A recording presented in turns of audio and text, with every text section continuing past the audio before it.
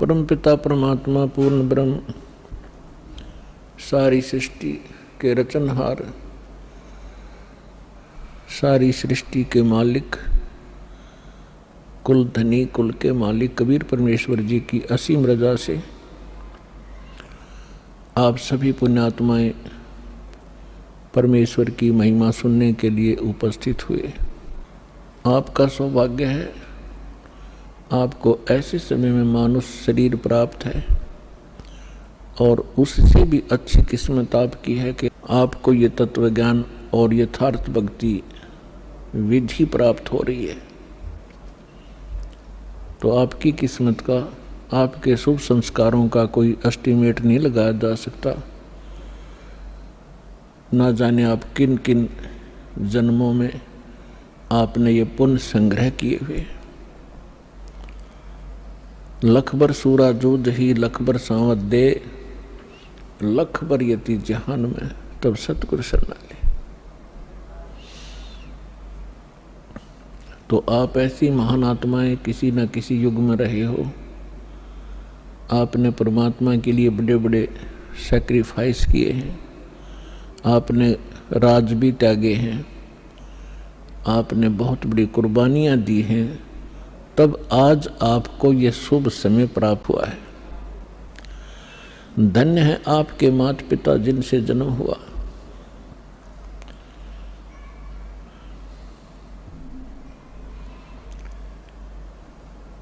परमपिता परमात्मा की असीम रजा से आप यहाँ पहुँचे हो। आपको जितना ये अध्यात्म ज्ञान होता चला जाएगा उतना ही आपको सरप्राइज होता रहेगा, आश्चर्य होगा कि सचमुच सहज में भगवान मिल गए, सहज में वो ज्ञान मिल गया जिसको ऋषि महर्षि नहीं प्राप्त कर सके। ब्रह्मा विष्णु महेश को भी वो ज्ञान प्राप्त नहीं हुआ जो आज आपको भगवान ने प्राप्त करा दिया और सहज में करा दिया। अब जो कमी रहेगी तो आपकी रहेगी। तो इसके विषय में परमात्मा कहते हैं स्वयं ही कि समझा है तो सिर दर पाओ और बहुर नीरे ऐसा दाओ। यदि आपको ये ज्ञान समझ में आ गया कि हम कहाँ रह रहे हैं और किस उद्देश्य से हम जी रहे हैं और हमने करना क्या चाहिए था, हम कर क्या रहे हैं, तो अब सिर पे पैर रख लो। सिर पे पैर रखना, बहुत तेज दौड़ना किसी आपातकाल स्थिति में, कहीं कहीं पैर टिका कर व्यक्ति के। तो अब आपको ऐसा समय मिला है कि इस समय रहते रहते आप अपना कर्म बना गए तो मोक्ष प्राप्त हो जाएगा, सदा के लिए झंझट मिट जाएगा। आप इस लोक में रह रहे हो, आपके बच्चे आपको कितने प्रिय हैं, आपके माता पिता आपको कितने प्रिय हैं, आपके पति पत्नी भाई बहन आपको कितने प्रिय हैं। आजीवन आप जिस संपत्ति को संग्रह करने में लगाते हो आपको कितनी प्रिय है, उसके लिए ना जाने कितने झगड़े कर देते हैं, लड़ाई कर लेते हैं, मुकदमे कर देते हैं। तो ये कितनी अच्छी वस्तु है जिसको आप इतना लगाव रखते हो, तो और फिर ये तुरंत छोड़ देनी पड़ती है, मृत्यु हो जाती है। ये क्या कारण है? जब आपका ये कारण समझ में आओगा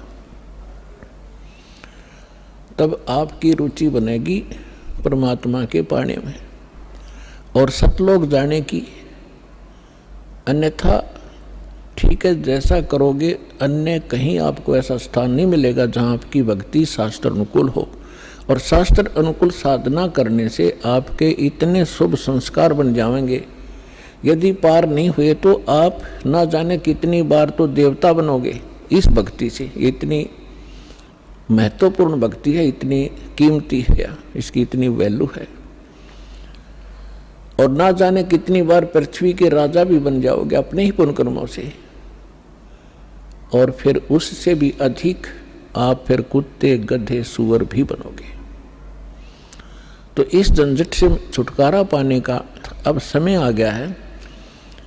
अब इसको चूकना नहीं है। बुद्धिमान व्यक्ति हो एजुकेटेड हो गए, परमात्मा ने हर तरह से रजा बख्श रखी है, आपको शिक्षित किया, सदग्रंथों से दास को परिचित किया और फिर ऐसे इंस्ट्रूमेंट बना दिए कि आप घर बैठे देख सकते हो। अब भी कोई परमात्मा प्राप्ति नहीं कर सकेगा, सतलोक जाने की इच्छा जिसकी नहीं बनेगी तो फिर वो मनुष्य के शरीर में पशु ही है, मनुष्य नहीं है। इस ऐसा ज्ञान परमात्मा ने आपके रूबरू करा दिया है। जिस दिन आपकी सही रुचि बनेगी, ये ज्ञान समझ में आओगा, आपको इस लोक की कोई भी वस्तु अच्छी नहीं लगेगी। इंद्र दा राज काग दा बेष्टा, स्वर्ग के राजा की गद्दी भी आपको ऐसी बुरी दिखाई देगी जैसे काग की बींट होती है, टट्टी होती है। और अब तक हम एक सरपंच बन जाओ तो काग पीटते फिरें, एमएलए बन जाओ तो पता नहीं के बन गए, मंत्री मुख्यमंत्री बन जाओ इस छोटे से टुकड़े के, तो हमारी बुद्धि खराब हो जाती है। इस ज्ञान से सेटिंग होगी, यहाँ से इच्छा हटेगी। आपने देखे होंगे मुख्यमंत्री हेलीकॉप्टर से जा रहे थे, आगे उनके स्वागत के लिए माला लिए खड़े थे, रास्ते में क्रैश हो गया हेलीकॉप्टर और उस भगत जी के हड्ड भी ना पाए कि 3 दिन तक। तो खाक है यह जीवन। तो आपने गहराई से सोचना पड़ेगा। ये कोई डूम बाट के गीत नहीं है, परमात्मा का बता आध्यात्मिक मार्ग है। और परमात्मा कहते हैं ये कहन सुन की बात नहीं है, ये कर पाड़ने की। पुण्यात्माओं, आपको आज के सत्संग में सुबह सुनाया था कि परमात्मा स्वयं आते हैं यथार्थ ज्ञान बताने के लिए और अपनी प्यारी आत्माओं को, अच्छी आत्माओं को मिलते हैं। गोता मारो स्वर्ग में, जा बैठूं पाताल, गरीब दास ढूंढता फिरूं अपने हीरे मोती लाल। कबीर साहब गरीबदास साहब जी को मिले, सतलोक में लेकर गए, जहाँ से हम आए हैं, जहाँ हमारा निज स्थान है, जहाँ हमारे पिता रहते हैं। और वो प्रेम पिता फिर वापस छोड़ के गए उनको इस पृथ्वी पर। आँखों देखा वो वहाँ का नज़ारा, वो दृश्य, सारा दृश्य, और परमात्मा से प्राप्त उस ज्ञान से परिचित होने के बाद गरीबदास साहिब जी ने बताया कि गरीब परमेश्वर ये कह रहे थे, गोता मारूं स्वर्ग में, जा बैठूं पाताल, गरीबदास मैं ढूंढता फिरूं अपने हीरे मोती लाल। आप उस परमात्मा के वो हो हीरे और मोती, यानी बहुत ही प्रिय आत्मा हो। आप तक परमात्मा ने किसी भी माध्यम से संदेश पहुंचाया है और अपनी शरण में लिया है। आप वो पुण्यात्माएं हैं। अब जब परमात्मा यहाँ आए हुए थे, घर घर डोला करते थे, कहीं भी चौराहे पर खड़े हो जाते थे, एक तारा लेके अपनी अमृत वाणी को सुनाया करते थे। परमात्मा की वाणी में आत्मा को अट्रैक्ट करने का इतनी पावर है जैसे चुंबक लोहे को खींच लेती है। अब इस मालिक की वाणी को सुनकर आत्मा अपने आप जैसे खिंचाव होता है और ऐसे परमात्मा की वाणी इसको धंधेड़ कर रख देती है, इसको विवश कर देती है सोचने के लिए। तो कर क्या रहे हो, करना क्या चाहिए था। पृथ्वीपति चकवे गए जिनके चक्र चलंत, रावण सरीखे कौन गुण भाई ऐसे गए अनंत। सर्व सोने की लंका थी वो रावण से रणधीरम, एक पलक में राज विराजी जम के पड़े जंजीरम। सुखदेव ने 84 भुगती बना पजावे खरवो, तेरी क्या बुनियाद प्राणी तू पेंडा पंथ पकड़वो।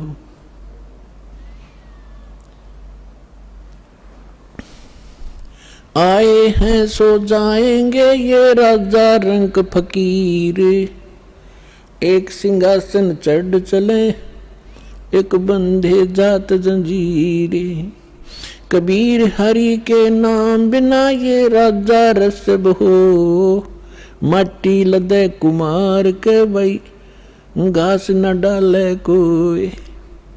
पुण्यात्माओं, ये भगवान की बताई वाणी दास बोल रहा है, जो परमेश्वर स्वयं आकर बोलते हैं। जैसा गीता अध्याय नंबर 4 के श्लोक नंबर 32 में आपको प्रमाण बताया था कि गीता ज्ञानदाता कहता है कि वो परमात्मा स्वयं आकर अपने मुख कमल से जो ज्ञान देते हैं वो तत्व ज्ञान है।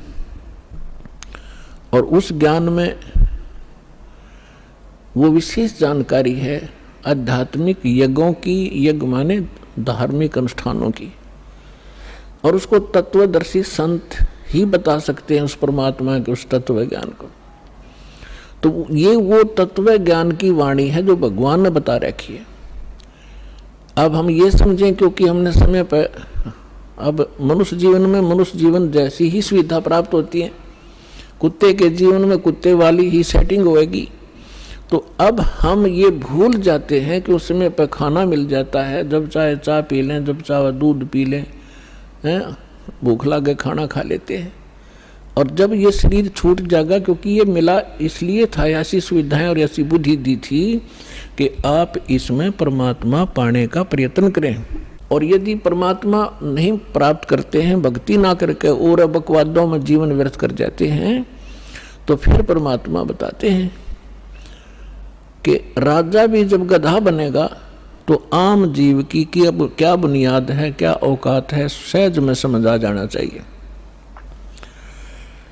फिर क्या बताते हैं परमात्मा, कबीर हरि के नाम बिना ये नार कूतिया हो, गली गली भौंकत फिरे भाई टोक न डाले कोई। परमात्मा की भक्ति के बिना राजा की रानी भी कहते हैं कुतिया की योनि प्राप्त करती है। फिर बताते हैं, कबीर बीबी पड़दे रहे थी, डोडी लगे थी बार, गात उगाड़े फिरती हैं वो बन कुतिया बाजार। वो पर्दे की सुंदरी सुनो संदेशा मोर, गात उगाड़े फिरती हैं वो करें सरायों शोर। नक बेसर नक पे बनी पैरें थी हार हमेल, अब सुंदरी से कुतिया बनी भाई सुन साहेब के खेल। बीबी पड़दा रह थी इन राजाओं की रानियां, बड़े बड़े घरों की बहू बेटियां, इन मायाधारियों को हम बड़े मानते रहे। बड़े बड़े घरों की बहू बेटियां पर्दों में रहा करती थी, राजा की रानियों पर्दों में रहा करती थी, आगे उनके चौकियां लगा करती थी, कोई भी गैर व्यक्ति वहां फटक ना जा, और उसमें वो अपनी इज्जत माना करते थे।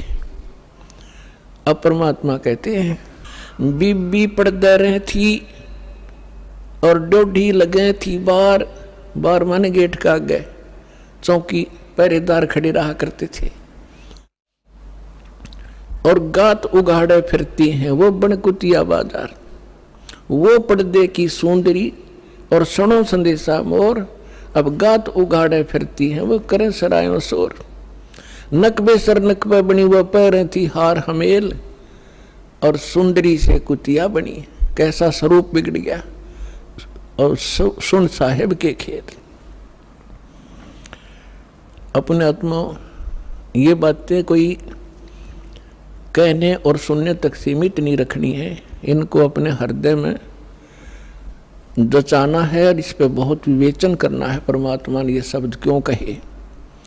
विचारणीय विषय है कि जो बड़े घरों की बेटियां बहुएं, उनको घर से बाहर जाना अलाउड नहीं था, उनकी इज्जत का नाश हुआ था, और जिस कारण से वो सत्संग और संत के विचारों से वंचित रही। जब वो रानी थी, सुंदर गहने पहना करती थी, आभूषण पहना करती थी, काजू किशमिश और बादाम युक्त हलवे और खीर खाया करती थी, क्योंकि उनके पूर्व जन्म की कमाई शुभ संस्कार उनके साथ थे। भविष्य में कोई चार्जर लगा नहीं, भविष्य में कोई उनको ऐसा संत मिला नहीं भक्ति करने ज्ञान सुनने का कोई अवसर ना मिलने से उन्होंने मानुष जीवन बर्बाद कर दिया।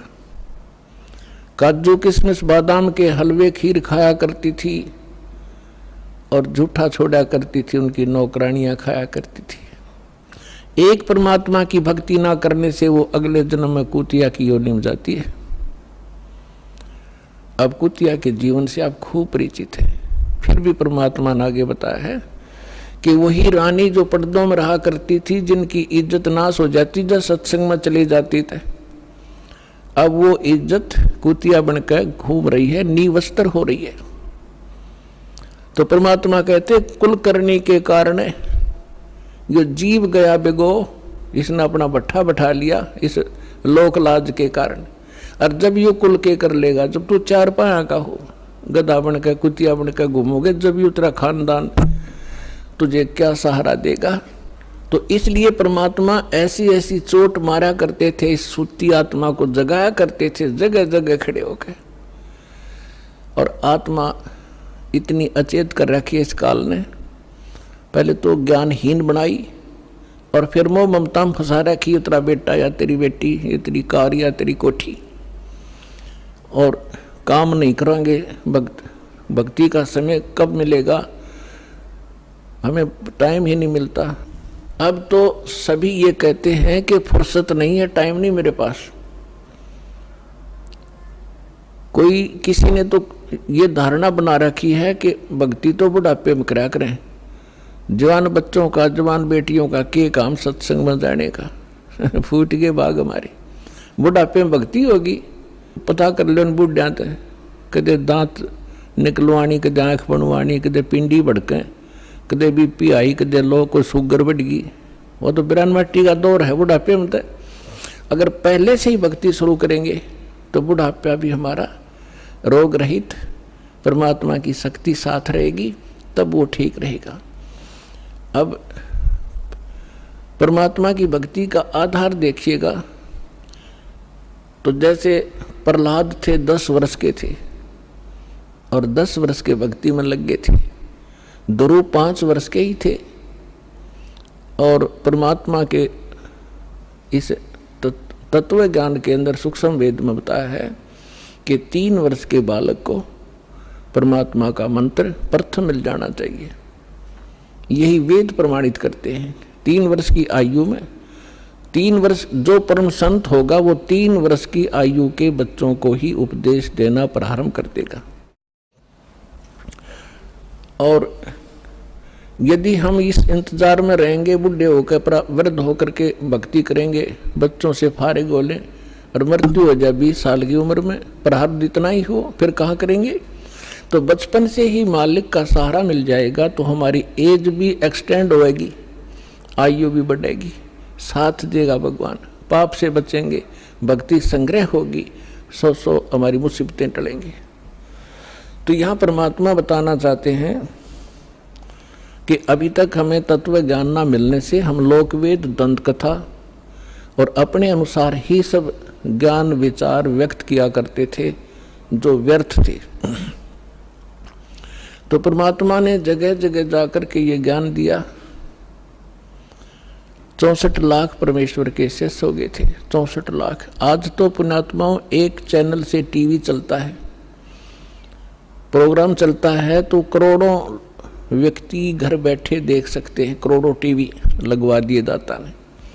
पहले परमेश्वर ने अपनी आध्यात्मिक पावर का प्रयोग किया, आज वो नहीं हो सकता क्योंकि परमात्मा हर एक काम को एक सीक्रेसी के हिसाब से करते हैं। यदि आज परमात्मा वो लीला करते, आज तो सबके पास मोबाइल है, 1 सेकंड में बता दे गुरुजी वहाँ थे, गुरुजी ने वहाँ सत्संग किया, वहाँ मिले, तो एक लोग उसको फिर दूसरे ढंग से ले जाते कि वो तो जादूगर है और फिर परमात्मा को ग्रहण नहीं करते। तो आज परमात्मा ने वैज्ञानिक तरीके से ही अपना ज्ञान अपने बच्चों तक पहुँचाया है। अब परमात्मा घर घर जाया करते थे, सत्संग किया करते थे और परमेश्वर की शरण में आने से वो दुखी प्राणी सुखी हुआ करते थे। एक ब्राह्मण परिवार था, उसके 2 लड़के 2 लड़कियां थी और चारों बच्चे मेंटली डिस्टर्ब, पत्नी को भी प्रेत बाधा और उनके उपचार के लिए बहुत पैसा व्यर्थ हुआ और कंगाल हो गया, निर्धन हो गया। रिलेटिव्स भी, उस नाती भी, रिश्तेदार भी उससे नफरत करने लगे और उन्होंने एक रामानंद नाम के स्वामी रामानंद जी, काशी के एक प्रसिद्ध संत थे, उनसे भी दीक्षा ली और उनसे भी ट्रीटमेंट, अपना समाधान चाहा। उसी समय परमेश्वर आए हुए थे, एक शिशु रूप धारण करके प्रकट हुए थे। काशी शहर के लहर तारा नामक एक सरोवर के ऊपर कमल के फूल पर अपने सतलोक से आकर बालक रूप धारण किया था। नीरू और नीमा नाम के 2 निसंतान पति पत्नी थे, वो परमात्मा को घर ले गए थे। वहाँ उनकी परवरिश कुंवारी गाय के दूध से हुई थी। धीरे धीरे बड़े हुए तो वो वही व्यवसाय जो नीरू किया करता था, जुलाहे का काम करने लगे और साथ में अपना जिस उद्देश्य को लेकर आए थे वो प्रचार भी किया करते थे। इसी दौरान परमात्मा ने एक लीला की थी, वो अलग कहानी है, फिर से सुनाएंगे। अब इतना ही सुनाएंगे कि स्वामी रामानंद जी और परमेश्वर कबीर जी की गोष्ठी हो रही थी, बैठे थे। उसी समय वो ब्राह्मण पहुंच गया वहां पर और उस ब्राह्मण ने अपने गुरुदेव स्वामी रामानंद जी से कहा कि गुरुदेव, मैं अति दुखी हो चुका हूँ, अति आर्त हूँ, आपकी शरण आया हूँ, मुझे कोई समाधान बताओ। तो रामानंद जी ने उनको बहुत सारे जंतर मंत्र और बहुत से और भी दान धर्म के तरीके बताए थे, उनसे भी उसको कोई राहत नहीं मिली। तो पुण्यात्माओं, आप जो भी कोई दुखी प्राणी होता है वो परमात्मा की राहत लेने के लिए संतों के पास जाते हैं, या उसको जो भी कोई बता दे कि वहाँ झाड़ा लगाते हैं, वहाँ कोई ओझा बैठा है, तो वहाँ भी जाते हैं। तो जितने भी संत हैं पहले अपनी क्रिया बताते हैं, आप ऐसे करो, ये मंत्र जाप करो, ये ऐसा दान करो। उनसे भी कोई लाभ नहीं होता है तो सभी लास्ट में ये कह देते हैं कि ये आपके प्रारब्ध में निहित है, अर्थात आपकी किस्मत में लिखा है, ये आपने भोगना ही पड़ेगा। फिर उदाहरण देते हैं कि जैसे भगवान श्री राम ने बाली को मारा था, जो सुग्रीव का भाई था, वृक्ष की ओट लेकर, और उसका भी बदला भगवान ने भी देना पड़ा श्री कृष्ण रूप में। एक शिकारी ने उनके पैर में तीर मारा, विषाक्त, और तब श्री कृष्ण जी की मृत्यु हुई। वो मारने वाला कौन था? वो शिकारी, वो बाली वाली आत्मा थी और श्री कृष्ण राम वाली आत्मा।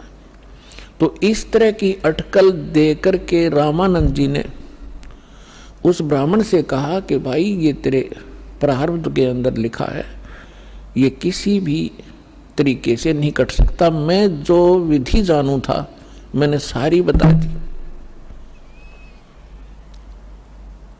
उसी समय परमेश्वर ने कहा, स्वामी जी आप बड़े विद्वान हो, वेदों को भी जानते हो,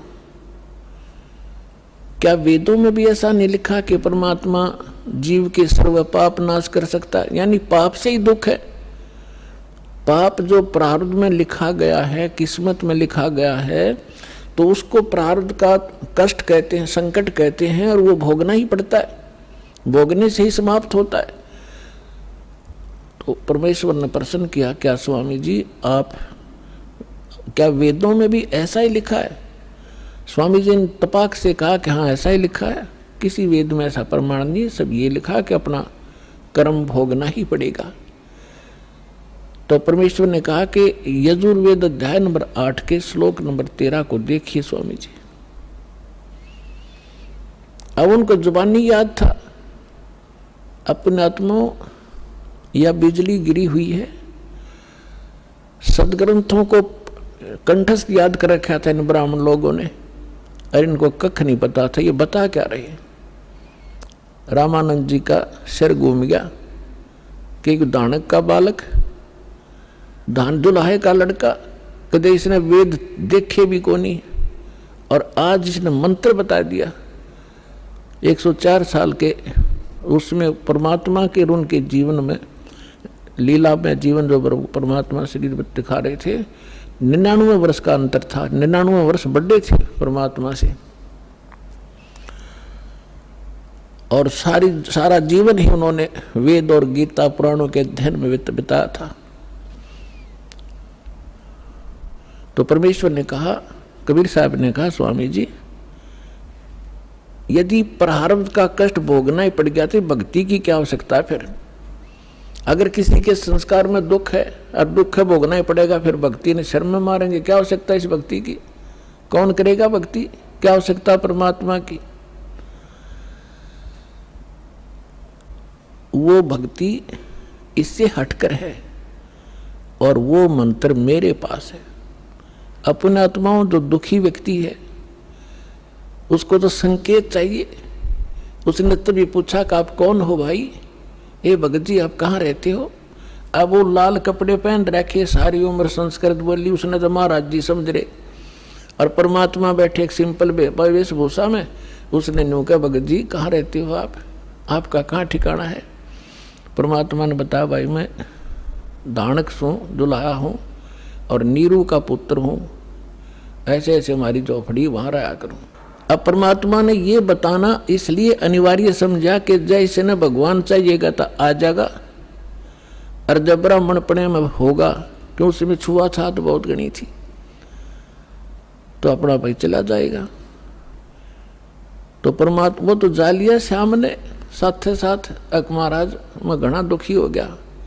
तो वहाँ जब परमात्मा के पास के और भी बहुत से आर्त व्यक्ति बैठे थे, और वो आपस में चर्चा कर रहे थे कि मैं इतना दुखी था, परमात्मा से नाम लिया, अरे भगवान आए हैं, ये परमात्मा है, तुम इसको दुल्हा मत समझो, धानक नहीं है। अब जिसके कांटे से निकल रहे वह क्यों कर कहीं सिंपल मैन है। तो उस व्यक्ति वो पहुंचा वहां पर ब्राह्मण, जब वो और भक्त बैठे बतला रहे थे, भगवान आए, जब सत्संग का आयोजन था उनके साथ दूसरे साथी बाहर मैदान में, तो उस ब्राह्मण का कुछ दिल डटया, जब ये सारे भगत कह रहे हैं तो कुछ बात बनेगी। तो परमात्मा के आशीर्वाद मात्र से परमात्मा ने कहा, भाई अपने सारे बच्चों को ले आ। उसने सारा दुख बताया, उनको दीक्षा दिला। तो उसने सोचा पहले अपने लड़कों को ले चलता हूँ, क्योंकि इज्जत और बेइज्जती हमारा साथ लटक रही है, घर में कैर टूट रहा। दोनों लड़कों को ले आया। परमात्मा ने दीक्षा दी, बेटा भक्ति करोगे ना जब बात बनेगी। केवल आशीर्वाद से भी सुख दे देते, लेकिन वो तो एक का दुख टड़ा, आगे जीवन में पता नहीं कितने दुख है आपके। परमात्मा ने नाम दिया, दोनों बच्चे ऐसे स्वस्थ हो गए जैसे कदे दुख था ही नहीं। अपने आप उठ के गए, उन्हें लाया था बैठा बैठा कर, तो उनको एकदम खुशी की लहर आ गई। फिर अपनी बेटियों को, पत्नी को, सबको नाम दिलाया। परमात्मा के आशीर्वाद से सब ठीक हो गए, स्वस्थ हो गए कुछ ही दिनों में। और फिर घर का काम भी उसका बहुत अच्छा चलने लगा। अब वो जहाँ भी जिसने मिला है उसी को कहे कि भगवान आए हैं, चलो वहाँ पर परमात्मा आ रहे हैं, दुल्हाओं की कॉलोनी में भगवान उतर रहे हैं। पर उसकी कौन सुने? ब्राह्मण। तो पुण्यात्माओं, एक समय एक सर्वानंद नाम के ब्राह्मण थे, और उसने चारों वेदों, 18 पुराणों, गीता, इन सभी को कंठस्थ याद कर रखा था। और उसने अपने वक्त के सभी ब्राह्मणों को, सभी विद्वानों को शास्त्रार्थ में पराजित कर दिया। तो उसके मन में एक धारणा आई कि मैं अपना नाम सर्वानंद की जगह सर्वाजीत रखवाऊंगा, अपनी मां से कहता हूं।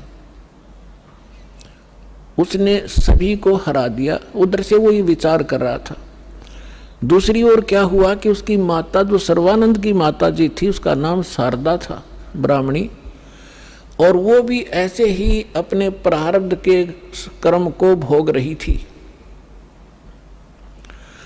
अब ब्राह्मण होने के नाते, और अब उसका पुत्र विद्वान, जिसने सब विद्वानों को पराजित कर दिया, अपने पुत्र से भी सारे जंतर मंत्र, जो भी गायत्री मंत्र वगैरह अनुष्ठान बताए बेटे ने, वो भी कर लिए।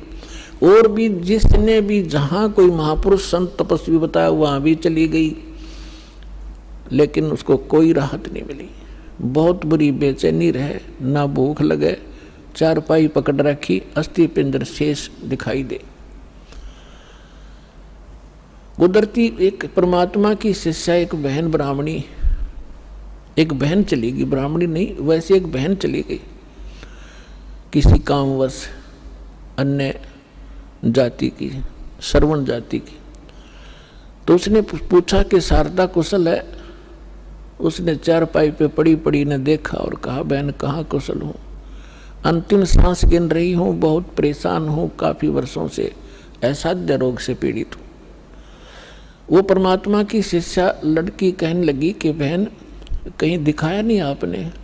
कि सभी डॉक्टर दिखा लिए, वैद्यों से चेक करा लिया, और कोई साधु संत आसपास नहीं छोड़ा।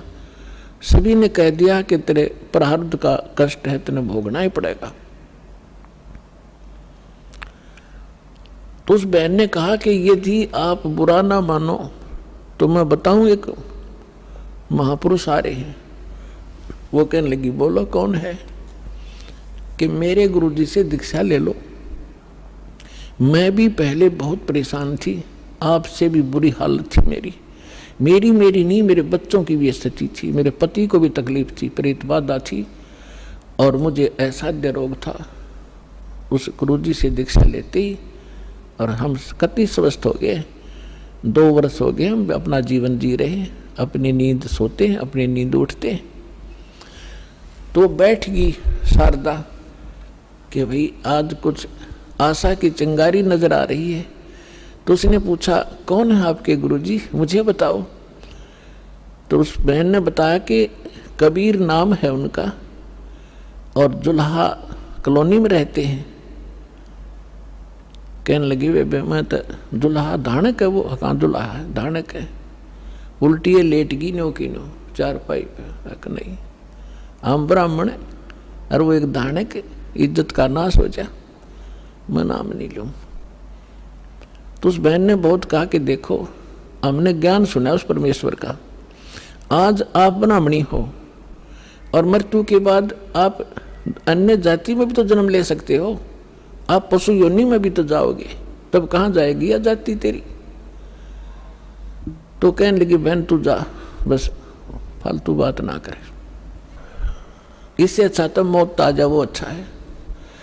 तो पुण्यात्माओं, परमात्मा कहते हैं, राज तजना सहज है, सहज तरिया का ने, और मान बढ़ाई ईर्षा, ये दुर्लभ तजना है।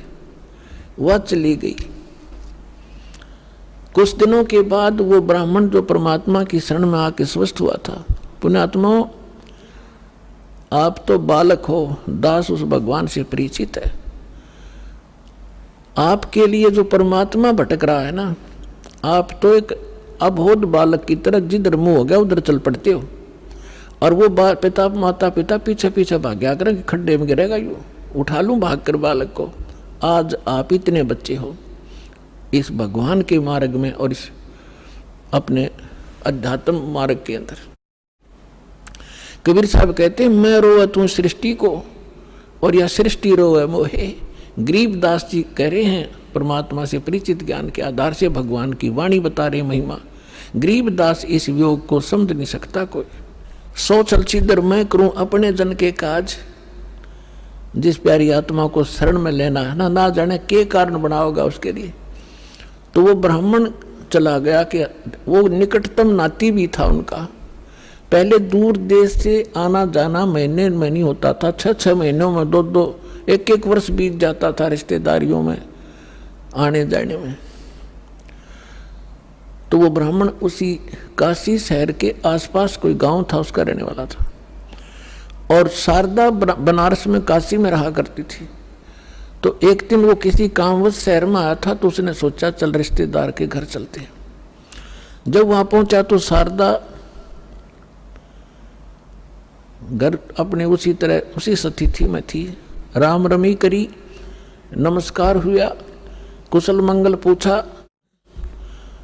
तो शारदा ने अपना सारा दुखड़ा रोया कि मैं बहुत दुखी हूँ, बहुत बुरा हाल है मेरा, मैं तो अंतिम सांस गिन रही हूँ।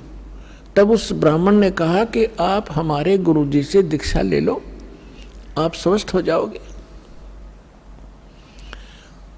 और मेरी हालत का आपको पता ही है, क्या स्थिति थी मेरी। हाँ, आपकी तो बहुत बुरा हाल था, सारा परिवार दुखी था। और आप कैसे स्वस्थ हुए कि हम उस परमात्मा आए हैं पृथ्वी पर। शारदा तेरा यकीन होइयो चाहे ना होइयो। और हमारी जो दुर्दशा थी देखने जोगी थी, रिश्तेदार भी नफरत करने लग गए थे। और उनकी कृपा से आज सारे बच्चे स्वस्थ हैं और हम स्वस्थ हैं। 4 वर्ष हो गए मैंने उनसे उपदेश लिए। ऐसा दुखी शायद पृथ्वी पर कोई प्राणी नहीं होगा जैसा मैं था। मेरे से रिश्तेदार भी नफरत करने लग गए थे कि अब यूँ आ गया घर पे, कुछ पैसे मांगने आया होगा। तो ऐसी दशा होगी थी मेरी। और अब वो रिश्तेदार मुझसे उधारे ले जाते हैं। तो शारदा ने सोची, हे भगवान बड़ी दया करी, देख यूँ तो ब्राह्मण है, इसने तो गुरु कोई बढ़िया बना रखा होगा, ऊंच जाति का ब्राह्मण ही बना रखा होगा। तो फिर बैठ गई चारपाई पे। तो उसने कहा कि फिर ठीक है, बताओ मुझे आपका गुरुजी कौन है, क्या नाम है उनका, कहाँ रहते हैं। मेरे पूज्य गुरुदेव जी का नाम है कबीर।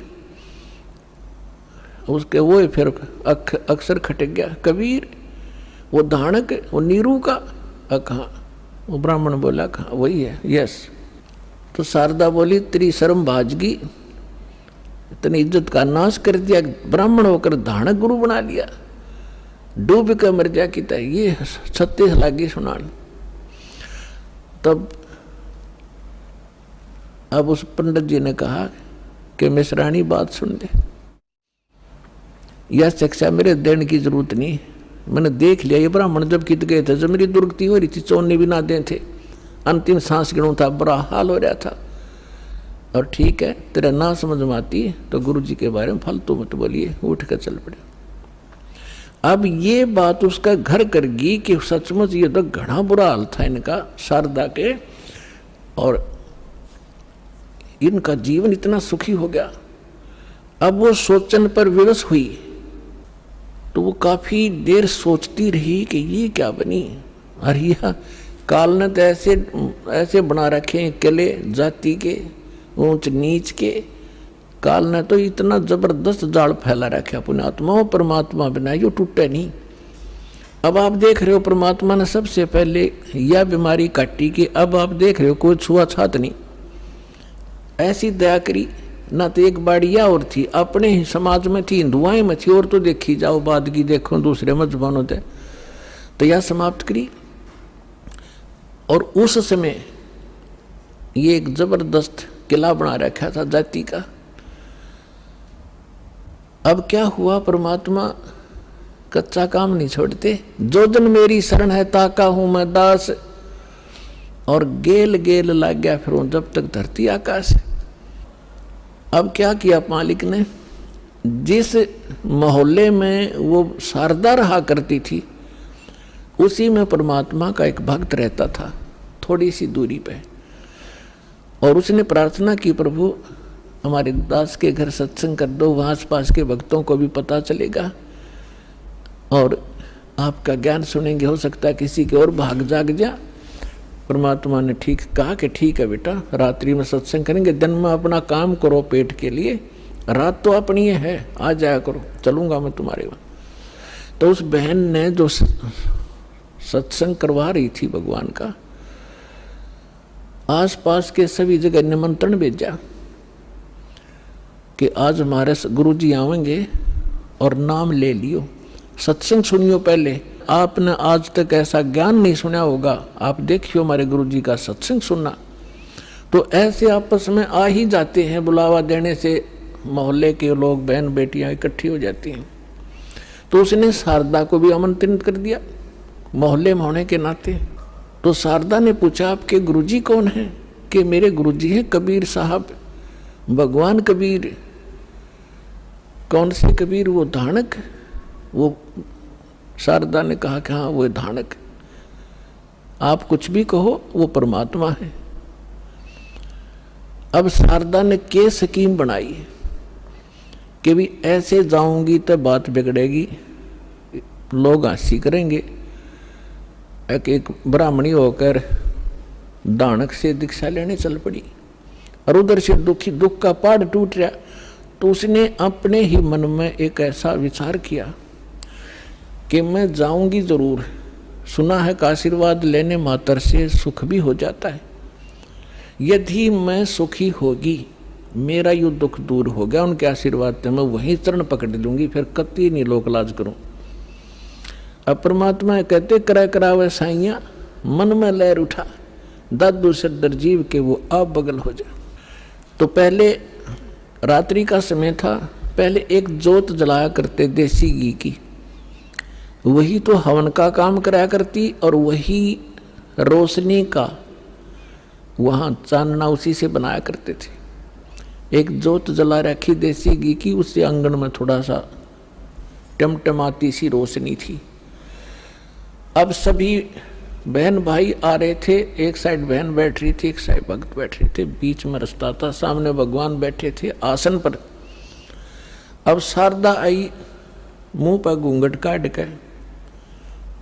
उसने ये सोचा था कि ऐसा घूंघट काट के औरतों में जाकर बैठ जाऊंगी, प्रणाम कर जैसे वो क्रिया करेंगे और मुझे कोई पहचानेगा नहीं।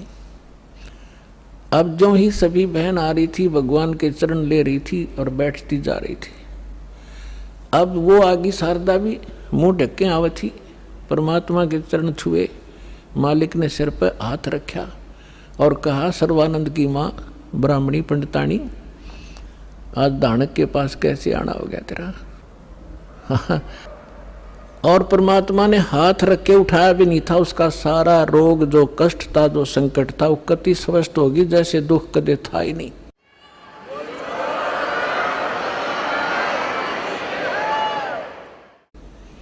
और ऊपर से परमात्मा ने कहा कि कहा कैसे आगे सर्वानंद की माँ तू एक दानक से क्या कहेंगे तेरे को, जो पंडित लोग जात से घेरेंगे।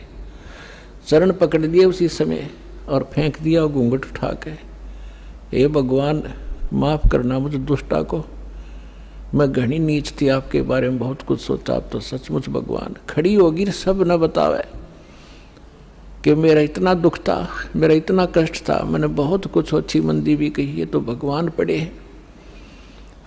फिर बैठ गई, सत्संग सुना, परमात्मा ने सृष्टि रचना सुनाई। तीन देव की जो करते भक्ति, उनकी कदे ना होवे मुक्ति। गुण तीनों की भक्ति में ये भूल पड़ो संसारे, कह कबीर निज नाम बिना कैसे उतरो पारे।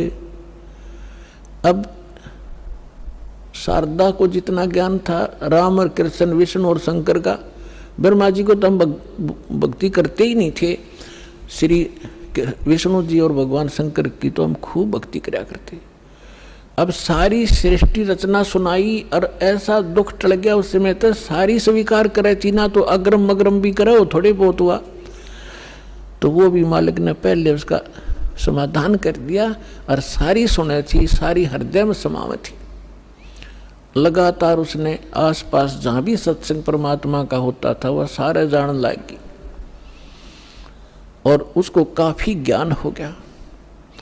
एक दिन क्या हुआ, उसका लड़का जो सर्वानंद था, उसने अपनी माँ से कहा कि माँ, मैंने इस आसपास के सभी विद्वानों को शास्त्रार्थ में पराजित कर दिया है, अब मैं चाहता हूं कि मेरा नाम सर्वानंद से बदलकर आप सर्वाजीत रख दो।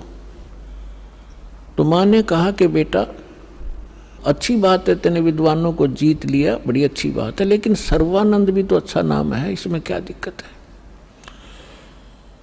तो उसने कहा माता जी ऐसा है ना, अब सबको अपने आप पता लग जाएगा कि इसने सबको पराजित कर दिया, सब पर विजय प्राप्त कर लिया, इसलिए मैं अपना नाम सर्वजीत रखवाना चाहता हूं। उसकी माँ बोली बेटा ठीक है, नाम तेरा बदल दूंगी, लेकिन एक विद्वान और है, उसने पराजित और कर दे। तो वो कहने लगा बताओ बताओ कौन है।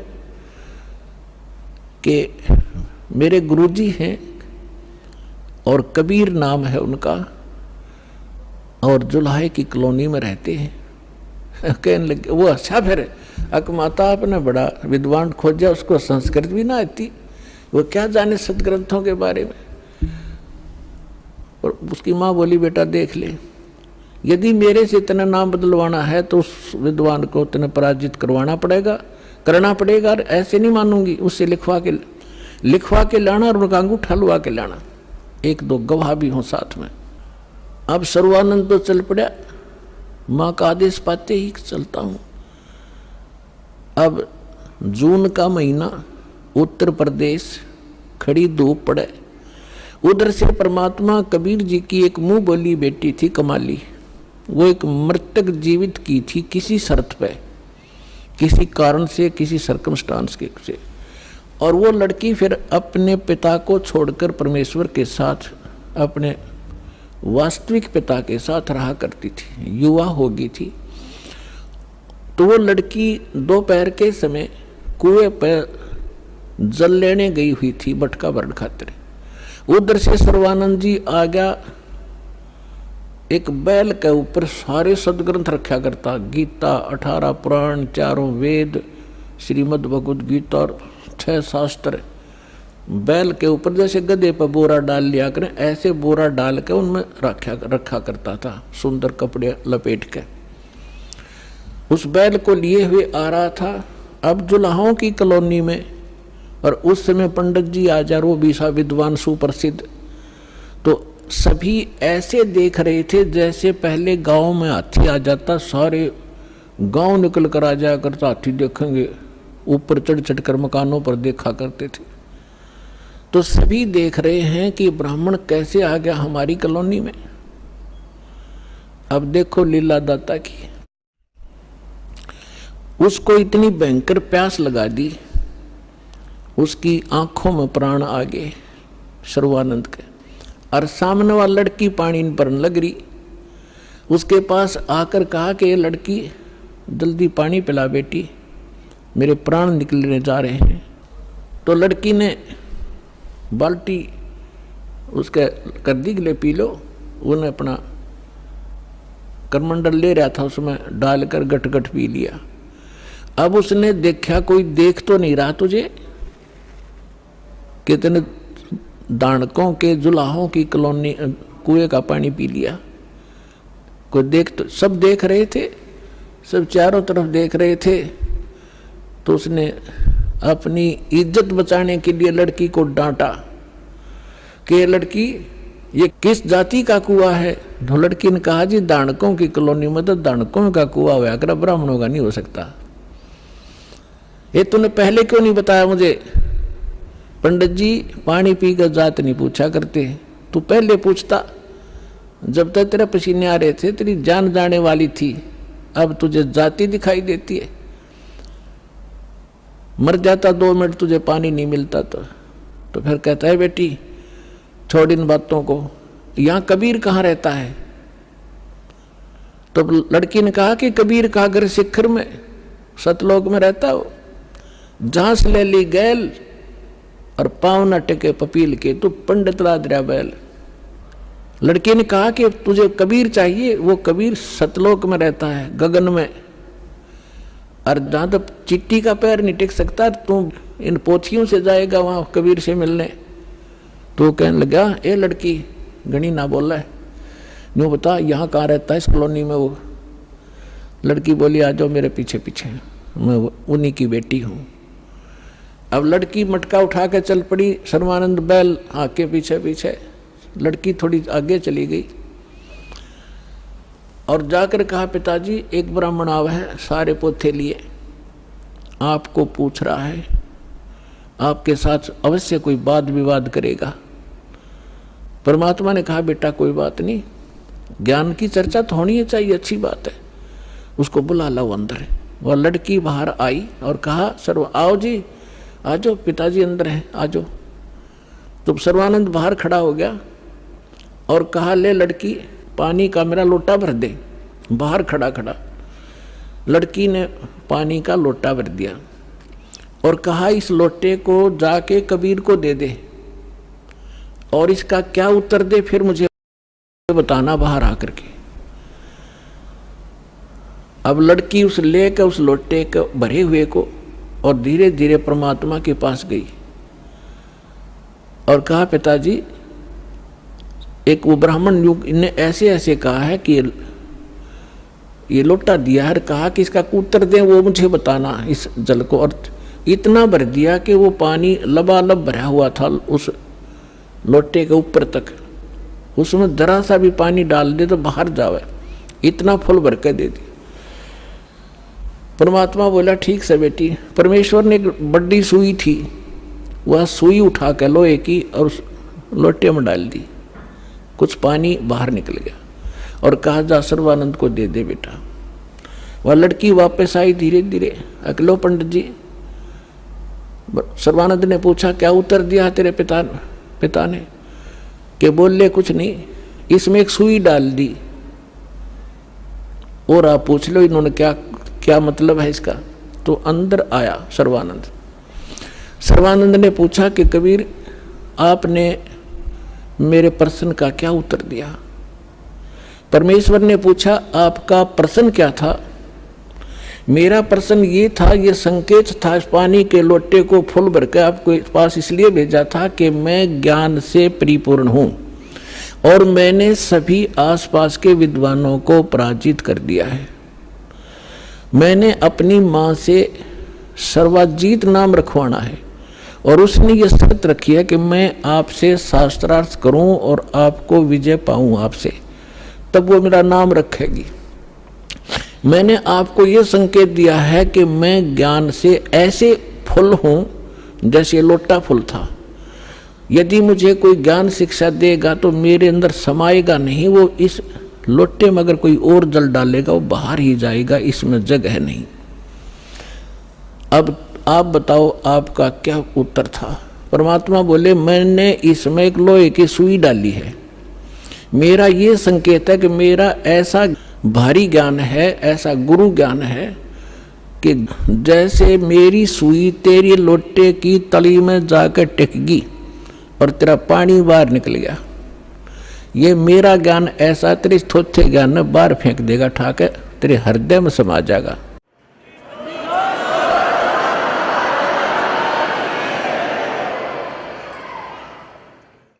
और ज्ञान सब ज्ञानड़ी, कबीर ज्ञान सो ज्ञान, जैसे गोला तोब का वाई करता चले मैदान। अब सर्वानंद ने कहा कि ठीक है, आप करो शास्त्रार्थ। उसी समय वहां आसपास के जुलाहे और उनकी गोष्ठी सुनने के लिए आकर बैठ के, वो बेचारे भोले भाले अनएजुकेटेड सामने बैठ के। तो सर्वानंद ने कहा कि कबीर बोल क्या प्रश्न करेगा? परमेश्वर ने कहा कि कौन ब्रह्मा का पिता है, कौन विष्णु की माँ, शंकर का दादा कौन है, पंडित जी दियो बता। ब्रह्मा विष्णु महेश के माता पिता कौन है, इनका दादा कौन है? अब सर्वानंद की बुद्धि तो वहीं टिकी हुई थी, ये सर्वेश्वर है, महेश्वर है, इनके कोई माता पिता नहीं है। आप ऐसे ही कह रहे हो, इनके कोई माता पिता नहीं। अब परमेश्वर ने कहा कि आप देवी भागवत तीसरा सकंद निकालो। और उसमें ये स्वयं स्वीकार करते हैं। देखिएगा श्री देवी भागवत यानी देवी पुराण सचित्र मोटा टाइप, गीता प्रेस गोरखपुर से प्रकाशित है।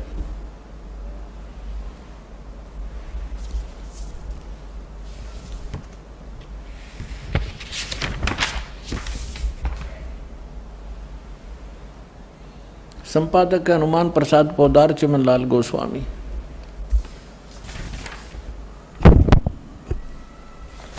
और ये गीता प्रेस गोरखपुर से प्रकाशित है।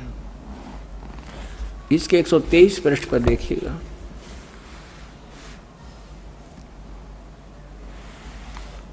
तीसरा स्कंद।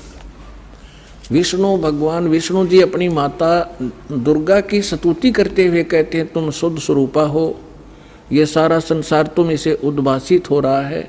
मैं ब्रह्मा और शंकर हम सभी तुम्हारी कृपा से विद्यमान हैं।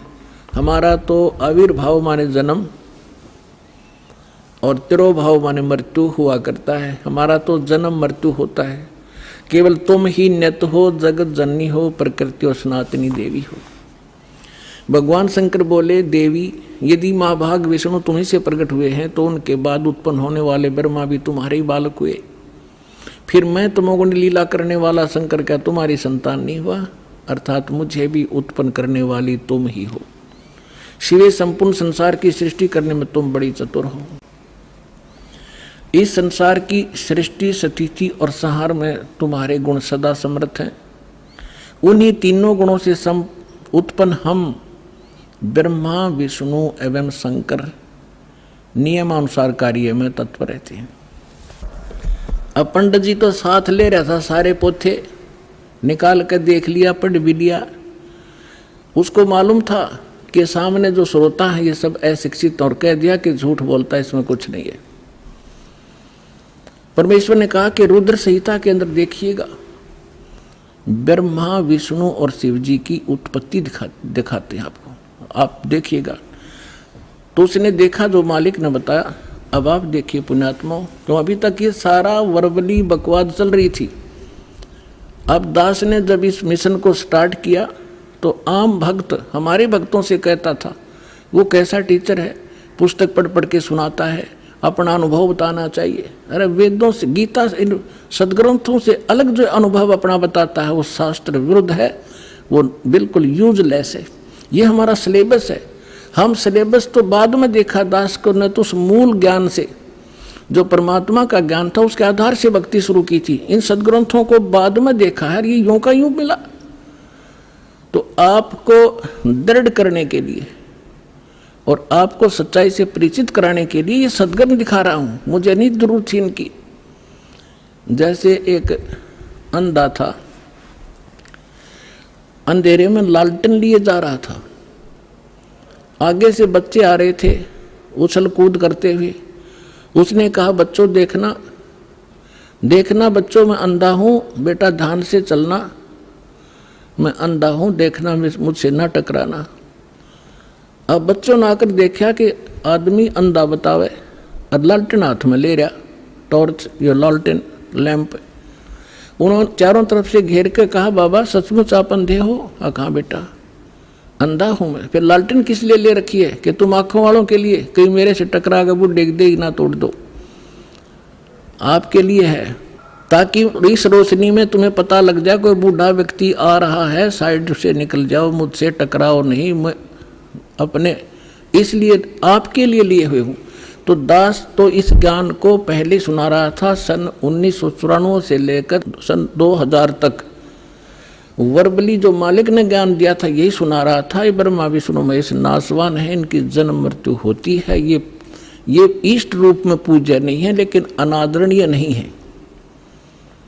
लेकिन दास के सामने ये समस्या थी कि इस बात को, दास की वर्बली इस कहानी को कोई नहीं सुनेगा हिंदू, और विरोध खूब होगा। तो अर्ज करी थी दाता ने कि आपका ज्ञान सत्य है दाता, कभी गलत नहीं हो सकता।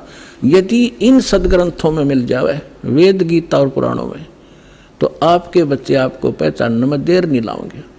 ऐसी प्रेरणा की परमात्मा ने 2001 में गीता उठा के देखी, जो का तू ज्ञान पाया। क्योंकि परमात्मा ने कहा था अपनी वाणी में कि वेद मेरा भेद है, मैं ना मिलूं वेदन के माही, पर जौन वेद से मैं मिलूं वो वेद जानते नहीं। तो इसके आधार से जब सब सदग्रंथ देखे तो जो का तो ज्ञान मिला। ओए होए, तीन देव की जो करते भक्ति, उनकी कदे ना होवे मुक्ति। और परमात्मा कहा करते, धर्मदास ये जग बोराना, कोई न जाने पद निर्वाणा। यही कारण मैं कथा पसारा, जग से कोई ये एक राम नियारा। अब मैं तुमसे कहूँ चिताई, तेरे देवन की उत्पत्ति भाई। माँ अष्टंगी पिता निरंजन, ये जमदारुण वंशन अंजन। तीन पुत्र अष्टंगी जाए, ब्रह्मा विष्णु शिव नाम धराए। 600 वर्ष पहले भगवान उस सुख संवेद में ये अमृत ज्ञान बता गए थे, लेकिन उस समय इतना विरोध किया था इन नकली संतों मंडलेश्वरों ने, परमात्मा के साथ कहर तोले थे। वो सारी लीला धीरे धीरे सुनाएंगे आपको। आज वही ज्ञान हमारे पुराण बता रहे हैं कि ब्रह्मा विष्णु महेश के माता पिता हैं, दुर्गा इनकी माता है, ये ज्योत स्वरूपी निरंजन ये काल इनका पिता है। और ये भगवान 600 वर्ष पहले बताया करते, क्योंकि वो तो दादा है इनके। दादा तो बाप की भी डेट ऑफ बर्थ बता और पोत्या की भी बता दे, तो पहले बता कर जा रहे थे। अरे नकलियान हमारे तक सारा अज्ञान भर रखा था। अब देखिएगा शिव पुराण, ये संक्षिप्त शिव पुराण सचित्र मोटा टाइप केवल हिंदी, गीता प्रेस गोरखपुर से प्रकाशित है। इसके संपादक कौन है?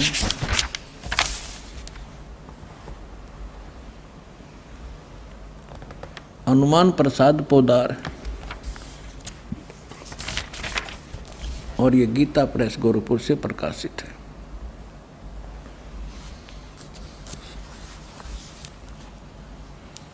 ये देखिएगा, ये है रुद्र संहिता, और यहाँ अध्याय नंबर 5 हम यहाँ पर पढ़ेंगे थोड़ा सा। अपने पुत्र नारद की यह बात सुनकर लोक पितामह ब्रह्मा वहाँ इस प्रकार बोले।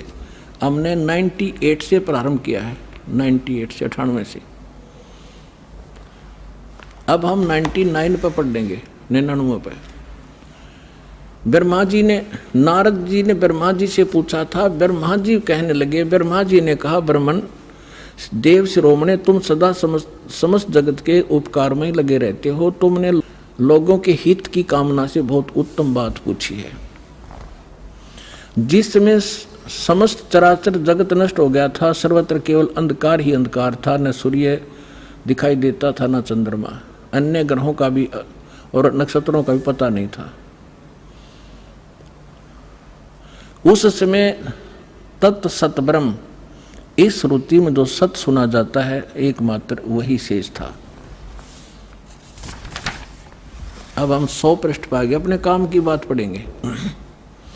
शिव महापुराण रुद्र संहिता हम पढ़ रहे हैं। जिस परब्रह्म के विषय में ज्ञान और अज्ञान से पूर्ण, यानी कुछ साची कुछ झूठी उक्तियों द्वारा इस प्रकार विकल्प किए जाते हैं, उसने कुछ काल के बाद सृष्टि का समय आने पर द्वितीय की इच्छा प्रकट की। उसके भीतर एक से अनेक होने का संकल्प उदित हुआ।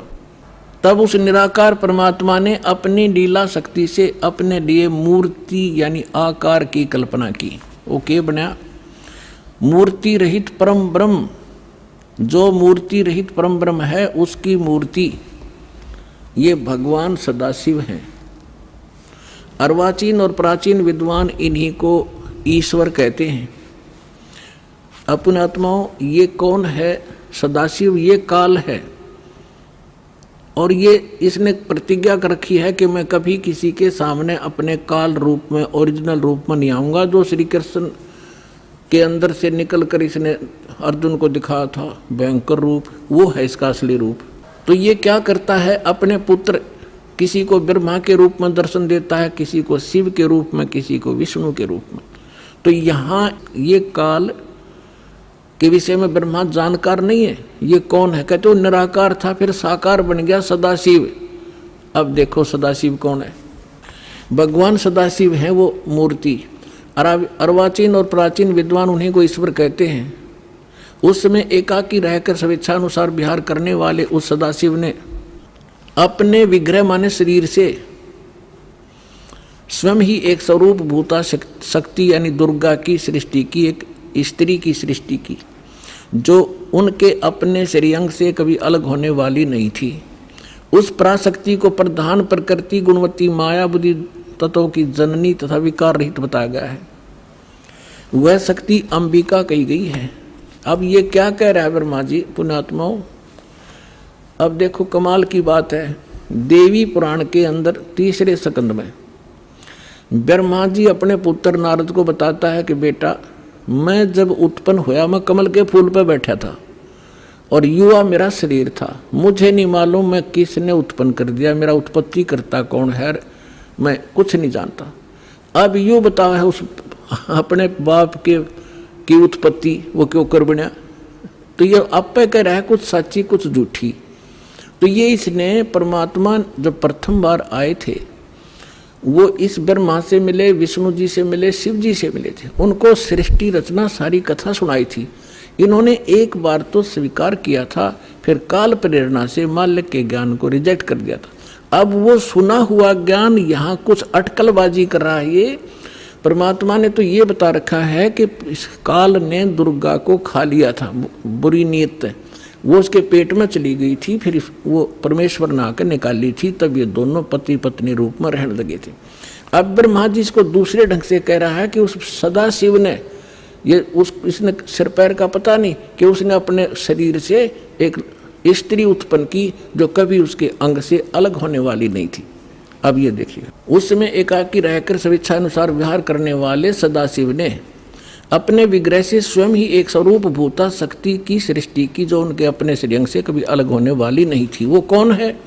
उस पराशक्ति को प्रधान भी कहते हैं। ये प्रधान शब्द राखियो याद, प्रकृति भी याद रखना। ये प्रधान और प्रकृति शब्द आपके श्रीमद् भगवद गीता के अंदर दास सिद्ध करेगा कि दुर्गा और काल के संयोग से ब्रह्मा विष्णु महेश की उत्पत्ति हुई। वहाँ ये प्रधान और प्रकृति शब्द है। तो ये समझना कौन है ये प्रधान? ये कह रहे हैं उसी को प्रधान प्रकृति गुणवती माया बुद्धि दोनों तत्वों की जननी तथा विकार रहित बताएगा। वह शक्ति अंबिका कही गई है। उसी को प्रकृति सर्वेश्वरी और त्रिदेव जननी, ओह, ब्रह्मा विष्णु महेश की माता, उनको उत्पन्न करने वाली नित्ता और मूल कारण भी कहते हैं।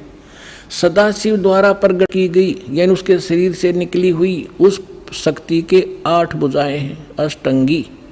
3 पुत्र अष्टंगी जाए, ब्रह्मा विष्णु शिव नाम धराए। 600 वर्ष पहले मालिक बता गए थे। आज हमारे ये पवित्र सदग्रंथ उसको सेकंड कर रहे हैं, समर्थन कर रहे हैं भगवान की वाणी का। और जिनको संस्कृत भी नहीं आवती है ब्राह्मण कहा करते, और गुरु जी हमारे क्या जाने दानक जुला, वो समृद्ध थे, सब वो प्रत्येक चींटी तक की भाषा जानते, सब पशु पक्षियों की भाषा जानते हैं। और इन्होंने उसको रिजेक्ट करके डाल रखा था लाल को।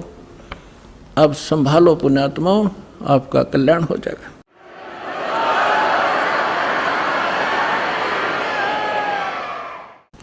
नाना प्रकार के आभूषण उसके श्री अंगों की शोभा बढ़ाते हैं। वह देवी नाना प्रकार की गतियों से संपन्न है और अनेक प्रकार के अस्त्र शस्त्र धारण करती है।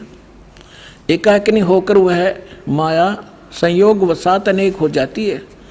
वे जो सदाशिव हैं उन्हें परम पुरुष ईश्वर शिव शंभु और महेश्वर कहते हैं।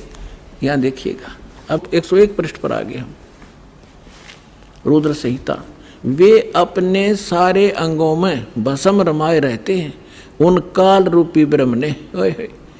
इसको काल कहो, ब्रह्म कहो, सदाशिव कहो, उन काल रूपी ब्रह्म ने एक ही समय शक्ति के नाथ, ये नाथ नहीं, शक्ति के साथ शिवलोक नामक क्षेत्र का निर्माण किया था।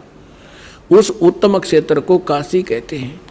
वह परम निर्वाण व मोक्ष स्थान है जो सबके ऊपर विराजमान है। वे प्रिय और प्रियतम, वो पति पत्नी रूप में शक्ति और शिव, दुर्गा और काल जो परमानंद स्वरूप है, उस मनोरम क्षेत्र में नित्य निवास करते हैं। शिव और शिवा ने, काल और दुर्गा ने प्रलय काल में भी उस क्षेत्र को अपने सानिध्य से मुक्त नहीं किया।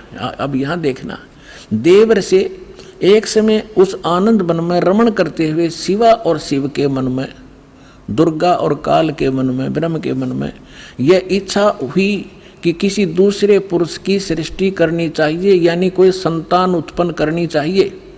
ऐसा विचार करके देखिएगा, जिस पर यह सृष्टि संचालन का महान भार रखकर हम दोनों केवल काशी में रहकर इच्छा अनुसार विचरें और निर्वाण धारण करें।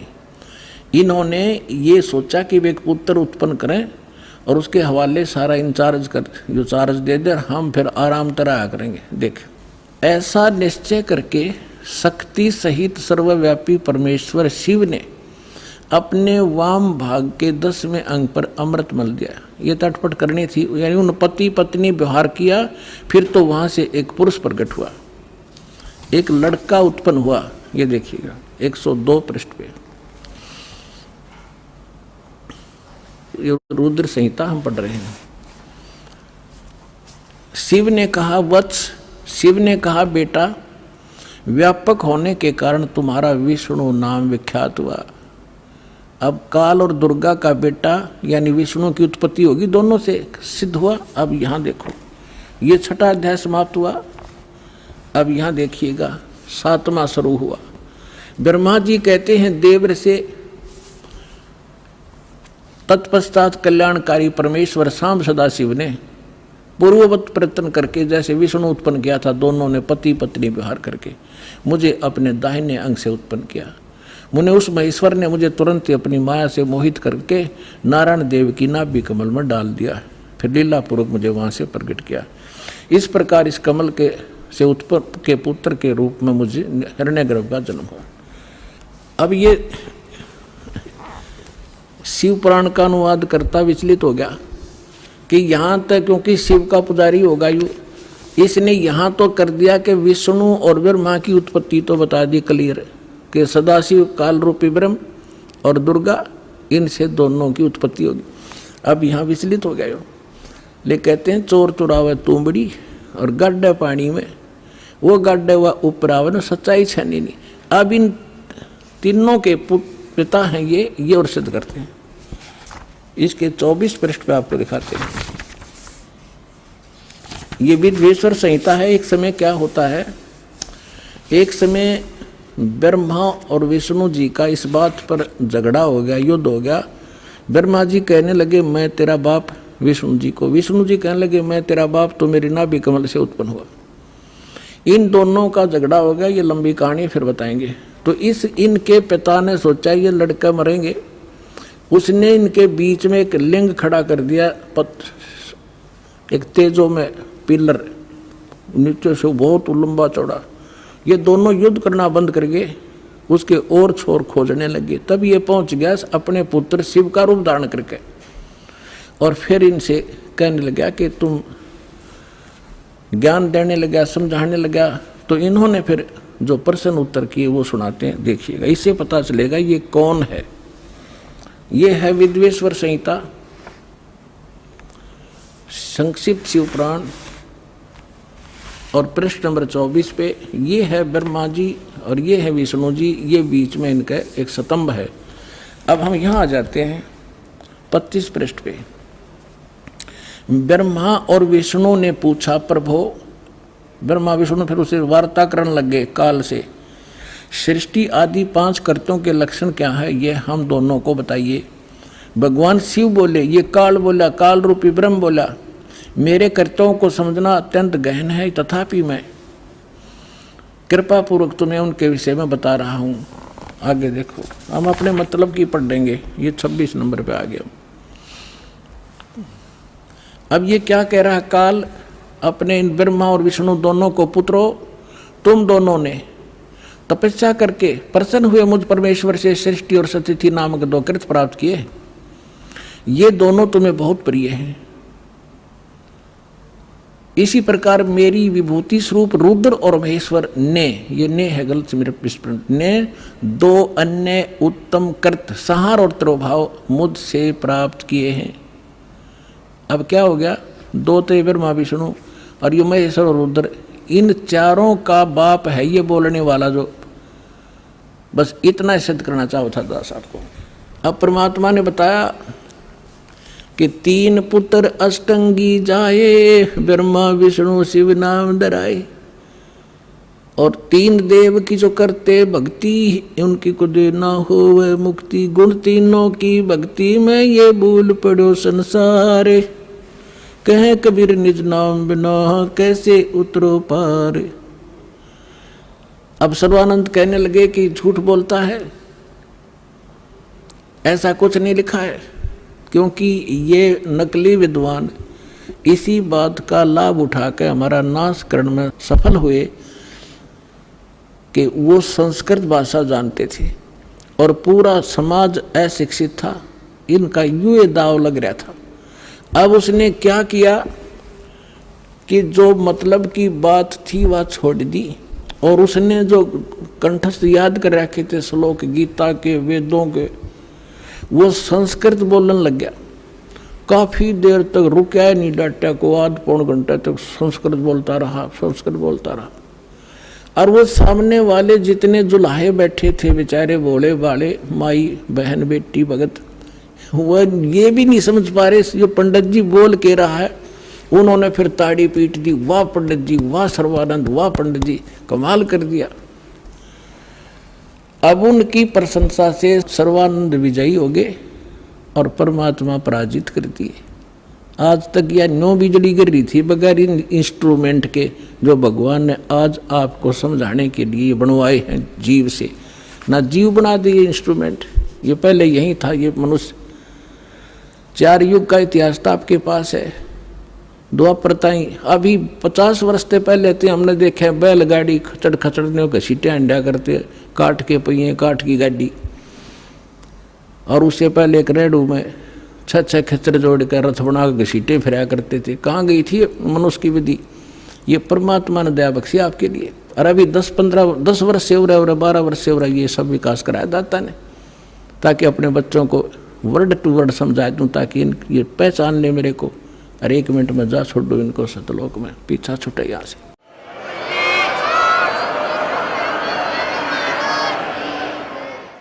अब सर्वानंद फूल गया, अगवन की बात। उनको तो सिर्फ हार जीत चाहिए थी, भक्ति ना भगवान। तो परमात्मा बोले भाई ठीक है सर्वानंद, आप जीत गए, मैं हार गया, अब ठीक है जा तू अपने घर ने। कहने लगा से नहीं जाऊंगा, मेरी माँ ने कहा है कि लिख कर दे तू। परमात्मा बोले मैं तो अशिक्षित हूँ, तू लिख ले। आप लिख लो, मैं अंगूठा ला दूंगा। हाँ ठीक है। उसने लिख लिया। शास्त्रार्थ में सर्वानंद विजयी हुए और कबीर जी पराजित हुए। परमात्मा का अंगूठा लगवा लिया और लेकर कागज ने चल पड़ा। अब वहां जाकर उसको माँ बोली रे भाई आ गया? कहाँ आ गया माँ? हो गया तुम्हारा शास्त्रार्थ? हक हो गया। 2 मिनट में हार गया। उसने जाते हार मान ली माँ मेरे से। तो उसकी माता जी ने कहा कि बेटा मैंने जो प्रार्थना की थी आपसे, कुछ लिखवा के लाया तू? कहाँ? मैं कच्चा काम थोड़ा ही करता हूँ, ये देख। माँ बोली बेटा पढ़ के सुना।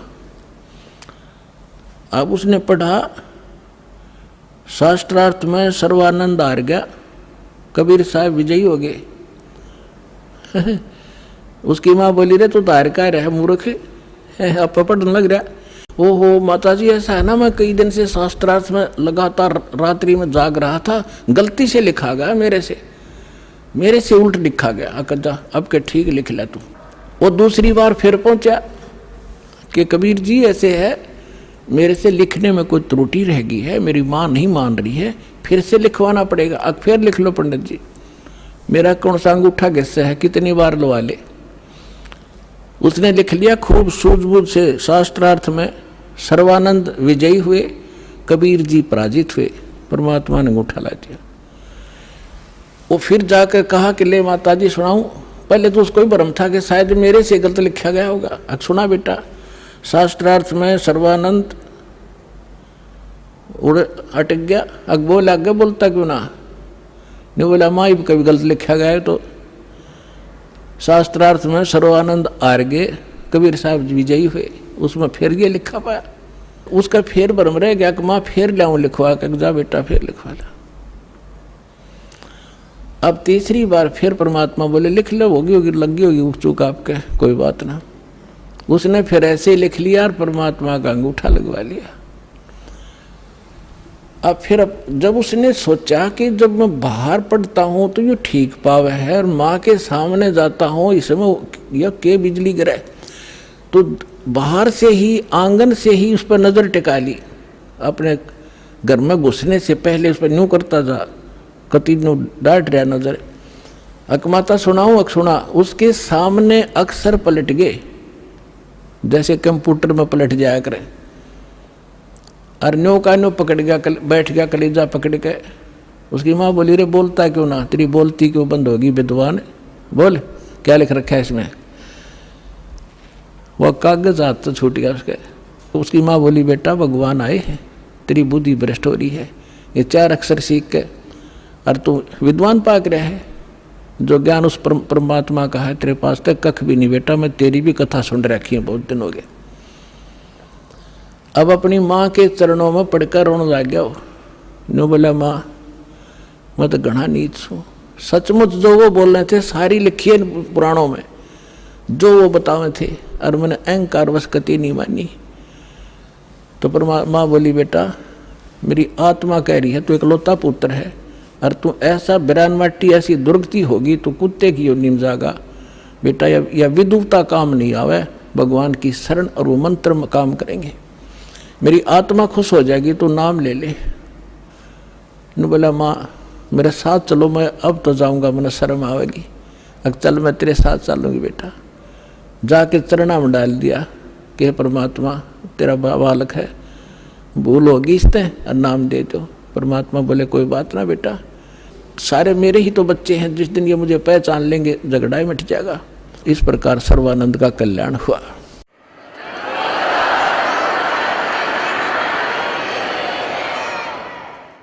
तो पुण्यात्माओं अब क्या समस्या आई। अब सर्वानंद विद्वान सब जाने बड़ा महापुरुष और सब वेदों का ज्ञाता सब रखे उसने। अब वो समझावे औरों को कि भाई वास्तविकता ये नहीं है, ये है जो परमात्मा ने ज्ञान सुनाया था। अब सर्वानंद की कोई नहीं माने, क्यों काल ने तुम्हारा जाल फैला रखा और उसको जात तय घेर दिया ब्राह्मणा ने, पंडित होकर दानक का चेला हो गया। ज्ञान तो स्वीकार करना दूर रहा, उसका इतना विरोध कर दिया, लेकिन वो भगवान को पहचान चुका था। उसने समझ में आ गई थी कि जात तय कहते कुछ भी डाल दो, मेरा तो दाव लग गया। तो दोनों माँ बेटा ने भक्ति करी और अपना कल्याण करवाया। तो पुण्यात्माओं आपका सौभाग्य है कि ऐसे ही परमात्मा आपके पीछे पड़ा हुआ है। आपके पास कोई भगत मिला होगा, कोई पुस्तक लेकर गया होगा, किसी ने सीडी दी होगी। वो प्रेरणा अपने बच्चों के माध्यम से कहते करे कराव साइया मन में लहर उठा और दादो सिर जब दर जीव के आप बगल हो जा। परमात्मा कहते हैं गोता मारो स्वर्ग में और जा बैठू पाताल, गरीबदास ढूंढता फिर वो अपने हीरे मोती लाल।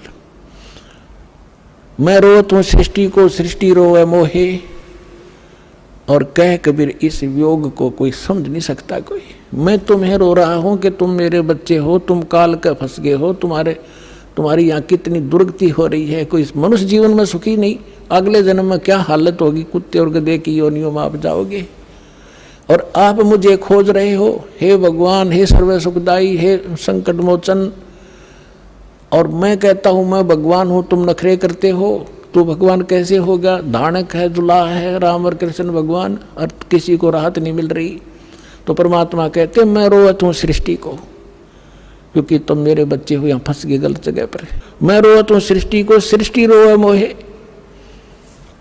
और कह कबीर इस योग को समझ नहीं सकता कोई। जिसमें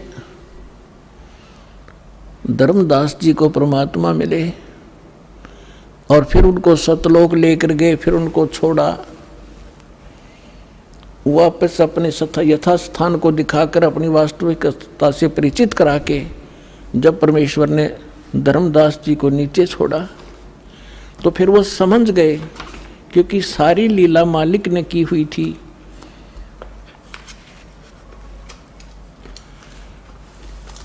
तो वो समझने के बाद परमेश्वर की महिमा को किस प्रकार सुनाया। धन धन सतगुरु सत कबीर भगत की पीड़ मिटाने वाले। धन धन सतगुरु सत कबीर भगत की पीड़ मिटाने वाले भगत की पीड़ मिटाने वाले भगत की पीड़ मिटाने वाले। धन धन सतगुरु सत कबीर भगत की रहे नल नील यतन कर हार तब सतगुरु से करी पुकार। रहे नल नील यतन कर हार तब सतगुरु से करी पुकार। जा सत रेखा लिखी अपार सिंधु पे शिला तिराने वाले। जा सत रेखा लिखी अपार सिंधु पे शिला तिराने वाले। धन धन सतगुरु सत कबीर भगत की पीड़ मिटाने वाले भगत की पीड़ मिटाने वाले भगत की पीड़ मिटाने वाले। धन धन सतगुरु सत कबीर। डसी सर्प ने जब जा पुकारी इंद्रमती अकुला। डसी सर्प ने जब जा पुकारी इंद्रमती अकुलाए। आपने तुरंत करी सहाय बरूली मंत्र सुनाने वाले। आपने तुरंत करी सहाय बरूली मंत्र सुनाने वाले। धन धन सतगुरु सत कबीर भगत की पीड़ मिटाने वाले भगत की पीड़ मिटाने वाले भगत की पीड़ मिटाने वाले। धन धन सतगुरु सत कबीर भगत की पीड़ मिटाने वाले।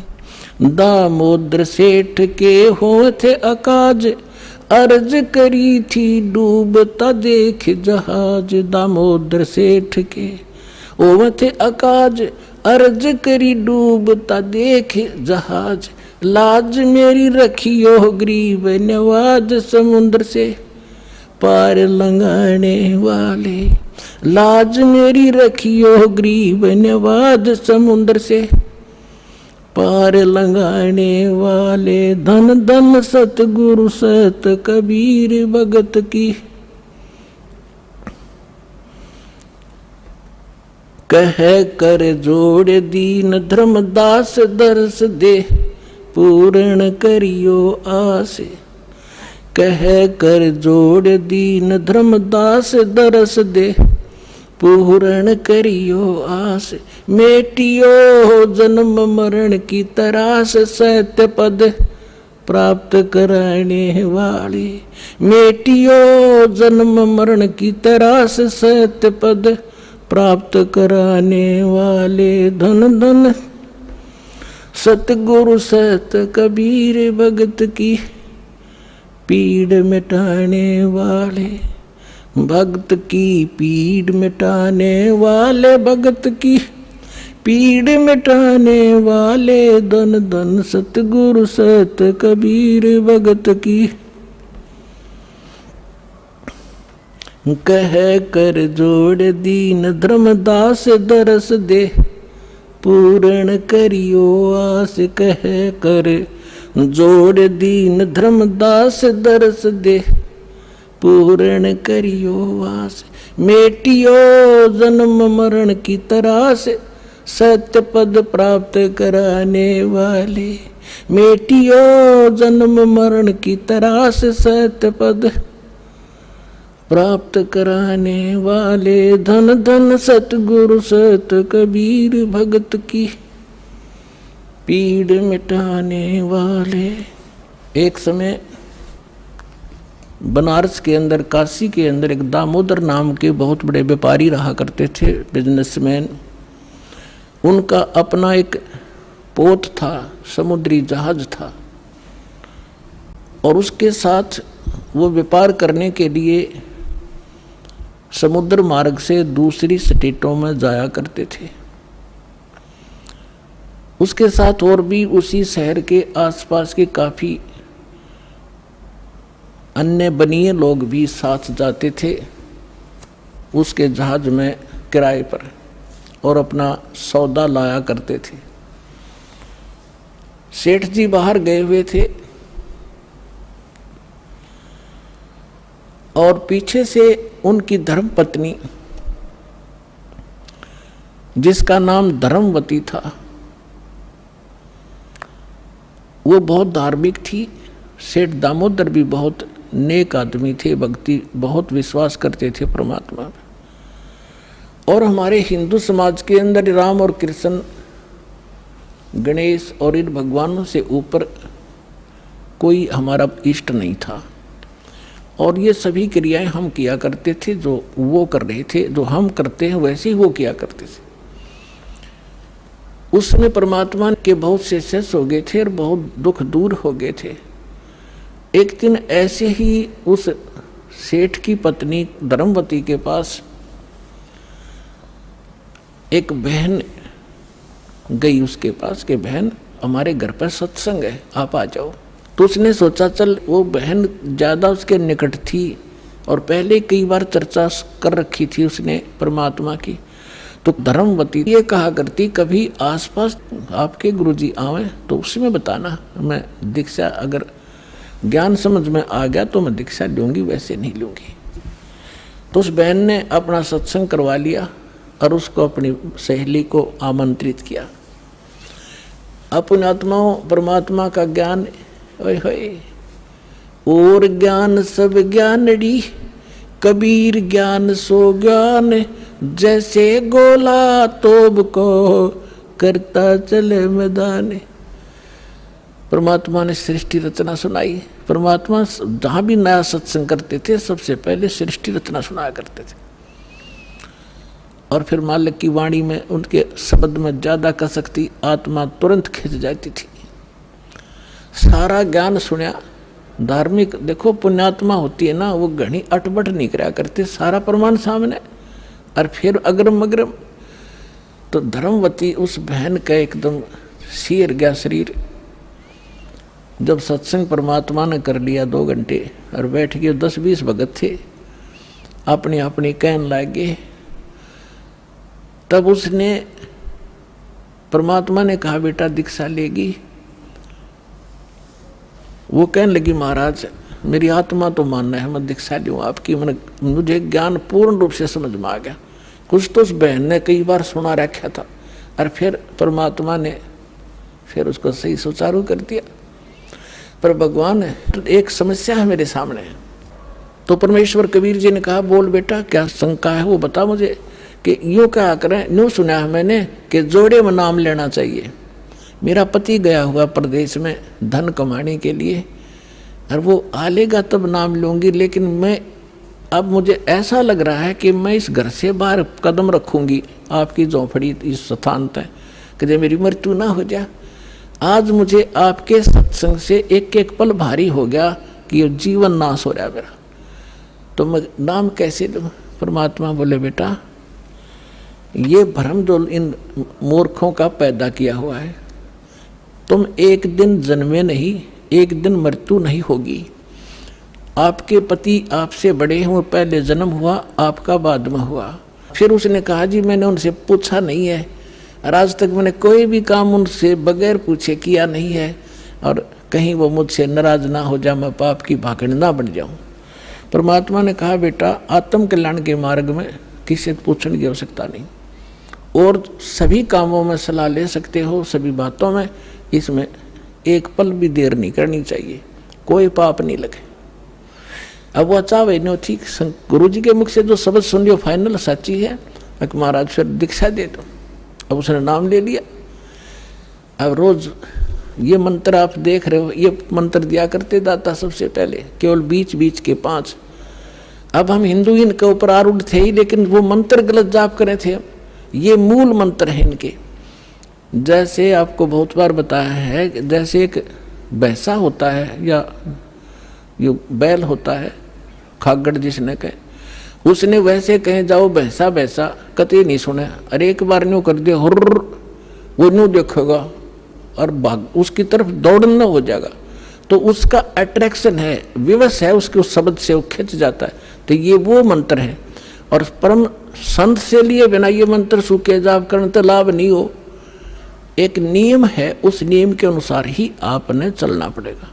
तो ये मंत्र दिए उसने, मतलब गदगद होगी, अक्सर भगवान ही न था। यही तो हम देवता पूजा करते थे। परमात्मा ने कहा बेटिया पूजा नहीं है, ये यहाँ के संरक्षक हैं और मूल पूजा तो सतगुरु की है। और परमात्मा ने उस समय ये तत् और सत और सार, ये सार नाम ये छुपा कर रखना था। ये प्रथम मंत्र इसलिए दिया था कि इनके संसारिक काम सुलझे रहेंगे, इनको सुख होता रहेगा, इनकी भगवान में आस्था बनी रहेगी और इस मंत्र से इनका जन्म मनुष्य का होता रहेगा। इन आपको यहाँ तक लाना था, इस बिचली पीढ़ी तक। धर्मदास मेरी लाख दुहाई, ये मूल ज्ञान और मूल मंत्र की बाहर ना जाए। मूल ज्ञान बाहर जो पढ़ी, बिचली पीढ़ी हंस नितरी। मूल ज्ञान तब तक छुपाई जब तक द्वादश पंथ ना मिट जाए। जब तक ये कलयुग 5505 वाला समय नहीं आना था, तब तक इसको गुप्त रखना था। सभी महापुरुषों से परमात्मा ने प्रतिज्ञा दिला दी थी।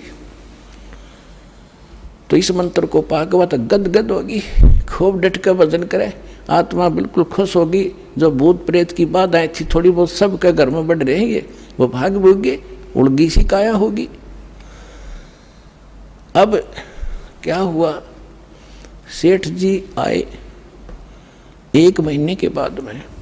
अब वो बुद्धिमान बहुत थी, उसने सोचा कि मेरे पति को यदि कोई थर्ड पर्सन न्यू बतावेगा कि तेरी पत्नी सत्संग में जाती है और रात को जाती है, क्योंकि परमात्मा अधिकतर रात को सत्संग करते थे, क्योंकि दिन में तो किसी को फुर्सत नहीं छोड़ रखी काल ने धंधे में। तो उसने सोचा कि ये कहीं इसके मन में मेरे प्रति कोई दोष ना आ जा और हमारा घर नरक बन जावे। अब क्या हुआ, जिस दिन वो सेठ वापस आया उसी दिन सत्संग था भगवान का और किसी के आसपास ही।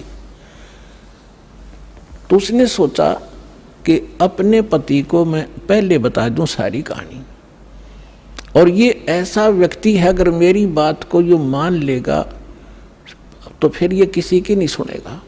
तो जब वो खाना खाने लगा, खाना खिलाते समय उसकी पत्नी ने कहा जी मेरे से गलती बन गई और मुझे अक्षमा करना, करोगे, माफ़ करना। तो वो कहने लगा कि मैं अपनी पत्नी पर विश्वास करता हूँ, मेरी पत्नी ऐसी गलती नहीं कर सकती जो अक्षम्य ना हो। फिर भी बता अग जी सचमुच माफ़ कर दोगे, गुस्सा तो नहीं होगे? अगर ना तो बता। मैंने जी आपके पूछे बिना, मैं ऐसे मेरी पड़ोसन नाम ले रखा है और उसके साथ में सत्संग में चली गई और परमात्मा की वाणी सुनी मैंने, मेरा दिल कर गया नाम लेने में, और मैंने आपसे पूछे बिना दीक्षा ले ली। तो वो बोला बड़ी अच्छी बात, इसमें क्या पूछना था, या कोई बुरा काम किया तूने? भगवान की भक्ति की, बहुत अच्छी बात है।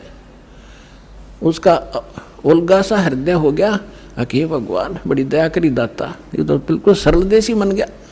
फिर उसने एक और पॉइंट सोचा कि एक बार इसको वो सत्संग स्थल दिखा दूं जहां हम जाते और आते हैं, ताकि लोग इसको भ्रमित ना कर दें तेरी पत्नी रात में भी जाती है, तो यो आदमी का जल्दी सी सेट नहीं होया करे। और उस दिन सत्संग भी था। तो उसने कहा जी ऐसा है, गुरुजी का आज सत्संग है वहाँ पर, और मेरी साथ की सारी सहेली चली गई, मैं आपके भोजन पानी में लग गई और देर होगी और ना गई तो गुरुजी के दिन नाराज हो जा, आप मेरे साथ चल पड़ो। तो वो कहने लगा देखो मैं थका हुआ हूँ, दूर से आया हूँ, आप जाओ। और नो बोली आप मैं जाऊँ कैसे, रात का काम कोई साथ नहीं मेरे। तो वो कहने लगा मैं चल पड़ूंगा, और जाते मुझे नींद आवेगी, बताओ मैं क्या सत्संग सुनूंगा। उसने पता था कि एक बार यूँ चल पड़ा और सत्संग सुन लिया तो आली नींद इसने।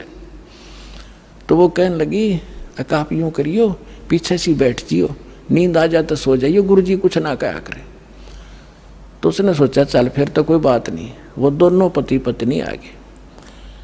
अब बैठ गई पाछे ने, वो बैठ गया पीछे ने, भगतनी बैठ गई भगतमतियों में। परमात्मा ने वह सृष्टि रचना फिर सुनाई। वो तो जाने थे चोट ने सामने मारना। अब लाला जी ने किसी नींद आवे थी, उसका तो कलेजा फट गया, थर थर का पैगात सारा, और नौके सोके सुने ज्ञान कड़ी कसूती तरह। अब सारा ज्ञान सुन लिया। जब अपनी उसकी पत्नी आई, जी नींद तो नहीं आई? कि नींद करे मेरे तो बेचैनी होगी, काहे की नींद आवे थी? एक न्यू पूछ ले गुरु जी ते मुझे नाम दे देंगे। तो उसने जाके कहा महाराज जी भगत जी आए हैं और यूँ कहे दीक्षा मिल जाएगी। कहा बेटा बोला। तब उसने क्या बोली, कहा जा नाम देंगे आपको। सेठ जी जाकर बैठ गया पास में, कहने लगा भाई सुन ले लाला जी। परमात्मा बोले देखो सेठ जी, आप हो इन देवताओं के गणे पुजारी, और परमात्मा का नाम लेने के बाद आन उपासना नहीं करनी होगी। वो कहते 100 वर्ष सतगुरु की पूजा, एक दिन आन उपासी और वो अपराधी आत्मा फिर पड़े काल की फांसी। 100 वर्ष गुरु की अनुसार साधना कर ली, सतगुरु के अनुसार, एक दिन भी आन उपासना कर ली ना किसी देवी देवता की, पिछली सारा भट्ठा बैठ जाएगा तेरा। तो वो लाला जी बोला सेठ दामोदर, कहने लगे महाराज जी मैं बाणिया हूँ और सौदा करना खूब जानता हूँ। मैंने सारा कुछ सुन लिया और सब कुछ देख लिया। आज मैंने सारे कथा सुन रखी खूब बड़ी बड़ी, जो ज्ञान आपने दिया इस पृथ्वी पर नहीं। और मैं जो वचन कराया करूँ दाता, और पक्का करता हूँ आप मेरे गुरु, मैं आपका चेला। फिर कहा कि भी देख मैं दानक और तू लाला जी, कल न तेरी बरादरी वाले भी तुझे धिक्कारेंगे। ने बोला जी मुझे नाम दो और आप साथ रहियो दास के, जो होगा सो देखी जाएगी, मुझे दीक्षा दो। और परमात्मा ने कहा कि और उपासना नहीं करोगे फिर किसी देवी देवता की, नहीं तो नुकसान हो जाएगा। लेकर नाम, और परमात्मा का हाथ से चित्र बनाया करते थे वहाँ, जब का हाथ से बनाया करते थे, सब जगह मिला करते थे।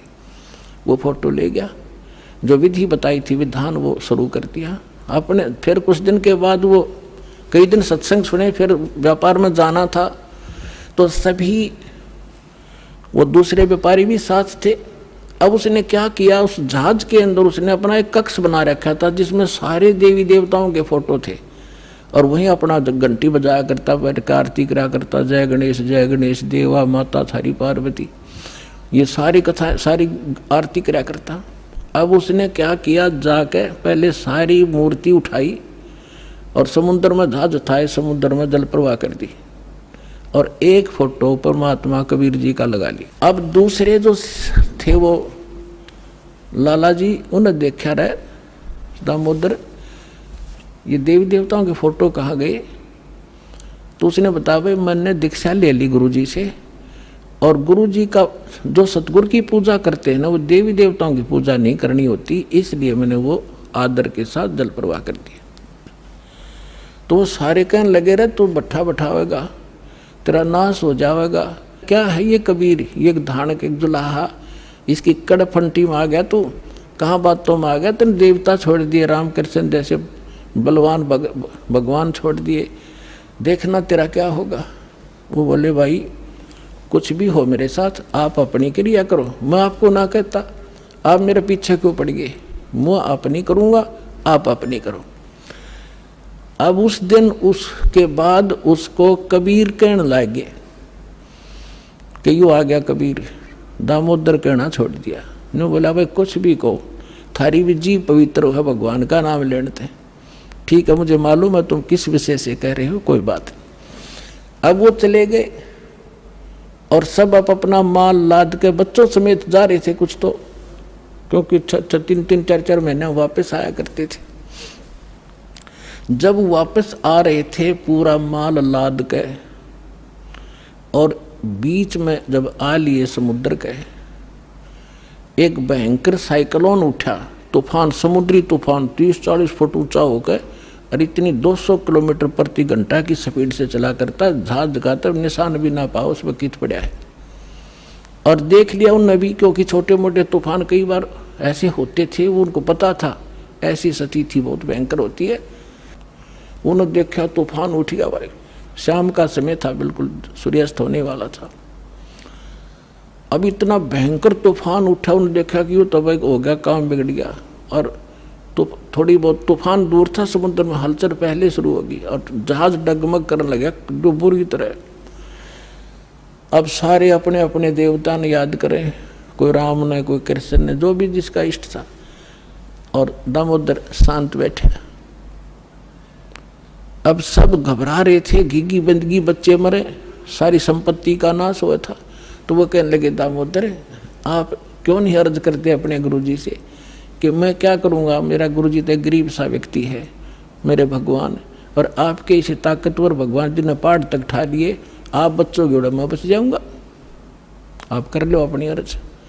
जब उन्होंने देखा कोई जतन काम नहीं कर रहा, उनमें एक वृद्ध लाला जी था, नो क्या कर भाई, क्या कर सतगुरु का भगत तगड़ा हो से, आप एक वे अर्ज कर दो। ने बोला तुम बैठ जाओ, कदे बीच में फिर नो को महाराणे ने सुन ली थी, अग बैठा को नहीं जाता, तो कर लिया रजम बंद हो जाते।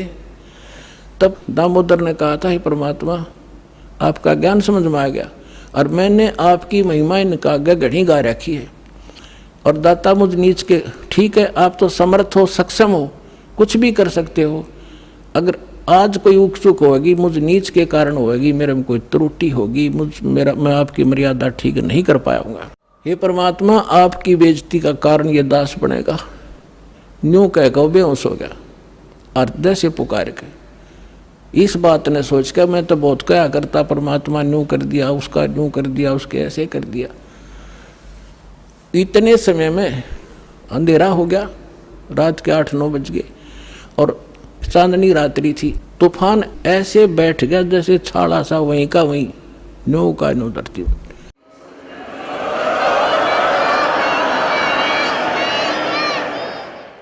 और समुद्र के जल में जरा सी भी हलचल नहीं। अब उस दामोदर को पानी के छींटे छाटे मार के मुंह पे होश में ले आए। तब उन्होंने कहा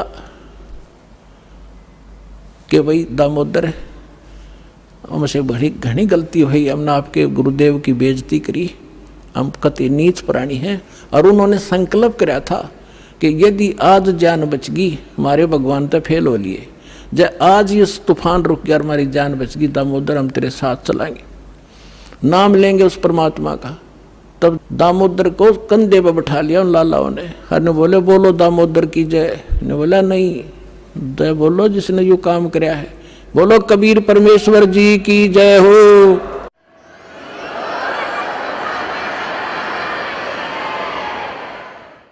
अब उधर से परमात्मा उसी दिन रात्रि में सत्संग कर रहे थे 7-8 बजे सी, और सर्दियों का मौसम था। अब कुछ भक्त सामने आसपास बैठे थे, एकदम परमात्मा ने क्या किया, ऐसे मुंह पर करनो हाथ फेर कर ऐसे झटका दिया। आसपास के बैठे भक्तां के छींटे लगे। उन्होंने सोचा भाई पसीने कैसे आगे सर्दी में, गुरुजी आपके पसीने आगे? तो पर वो बोले ना भाई पसीने को नहीं आए। और क्या था, ये पानी कहाँ से आ गया? कि मेरे भगत का जहाज डूबा था, दामोदर सेठ नहीं था, भी नाम लेके गया था, हाँ जी, उसका जहाज डूबा था भाई, अब वो उसने बचा कर आया हूँ। अब वो भगत सोच रहे थे अब भाई, अब क्योंकि हम भक्ति अवश्य करते हैं लेकिन विश्वास दृढ़ नहीं होता। और परमात्मा कहते हैं कहा हो तो हरि नाम से, जब मन में नहीं विश्वास, बिना विश्वास के जो भक्ति करते हैं वो सफल नहीं होते हैं। तो वो कच्चे से थे और मन में उनके न्यू थी, ऐसे ही शब्द गा रहे थे, ज्ञान सुना रहे थे, पसीने आगे होंगे, हमारे सामने बैठे और वहाँ कैसे समुद्र में जहाज बचा के आए हैं। वो तो बात कही आई हुई।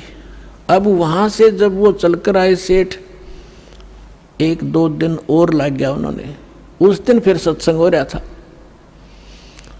वो पहले अपने घर गया, घर जाकर पता चला कि मेरी धर्मपत्नी भी कूड़े जा रही है, सत्संग में गई हुई है। और सारे वो सेठ ने बोले पीछे घर जावांगे, और सारे बच्चा ने साथ ले रहे, पहले अब परमात्मा का उपदेश लेंगे जब घर बढ़ाएंगे। अब हमारा बाकी आज का जीवन, आज के बाद का जीवन उनका ही हमारा। और सारे वहां चलेंगे, सीधे वहां 15-20 लाला जी और उनका परिवार है। अब क्या हुआ, अब उधर सत्संग चल रहा था, वही भक्त मिले जुले से वो आया करते उस क्षेत्र में, तो सारे वही बैठे। और पीछे तय क्या हुआ, वो सारे के सारे जाके बाहर खड़े हो कहने जय हो पाबंदी छोड़ कबीर साहब की, जय हो भगवान कबीर साहब की। परमात्मा बोले रे बाहर कौन शोर कर रहा, पता करके आइयो। अब जो ही वो बाहर गए भक्त पता करने आंगन से बाहर, तो उन्होंने देखा दामोदर को, वो सब जाने थे क्योंकि वो आते जाते थे सत्संग में। तो उन्होंने आकर बताया जी दामोदर सेठ आ रहा है और उसके साथ और कई लाला जी हैं, सेठ हैं, और आपका दर्शन करना चाहते हैं। बोला बुला लो भाई, क्या बात होगी। वो सारे आगे चरणा में अपने दंडोत प्रणाम करें, हे भगवान आपने दया कर दी, हमारे जीवन रक्षा कर दी। परमात्मा हमसे बहुत भूल हुई, हमने बहुत गलती की, आपके भक्त को बहुत सताया, टॉर्चर किया, इसको माफ़ करो हम अपराधियों को। भगवान आपने हमारी जान बचा दी, हमारा जहाज डूबता आपने बचा दिया। परमात्मा बोले क्या कह रहे हो भाई।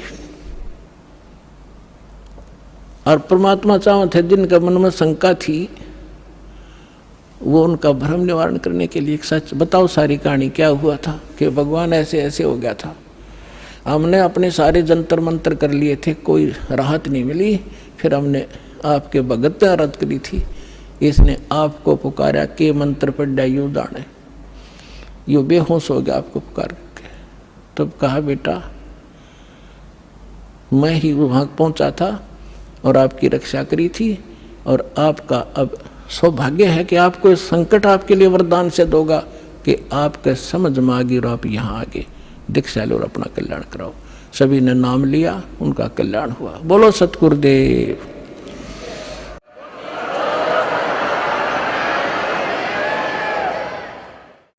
दामोदर सेठ के हुए थे अकाज, अर्ज करी डूबता देखे जहाज। दामोदर सेठ के हुए थे अकाज, अर्ज करी डूबता देखे जहाज। लाज मेरी रखियो गरीब नवाज, समुद्र से पार लंघाने वाले। लाज मेरी रखियो गरीब नवाज, समुद्र से पार लंघाने वाले। धन धन सतगुरु सत कबीर भक्त की, पीड़ मिटाने वाले।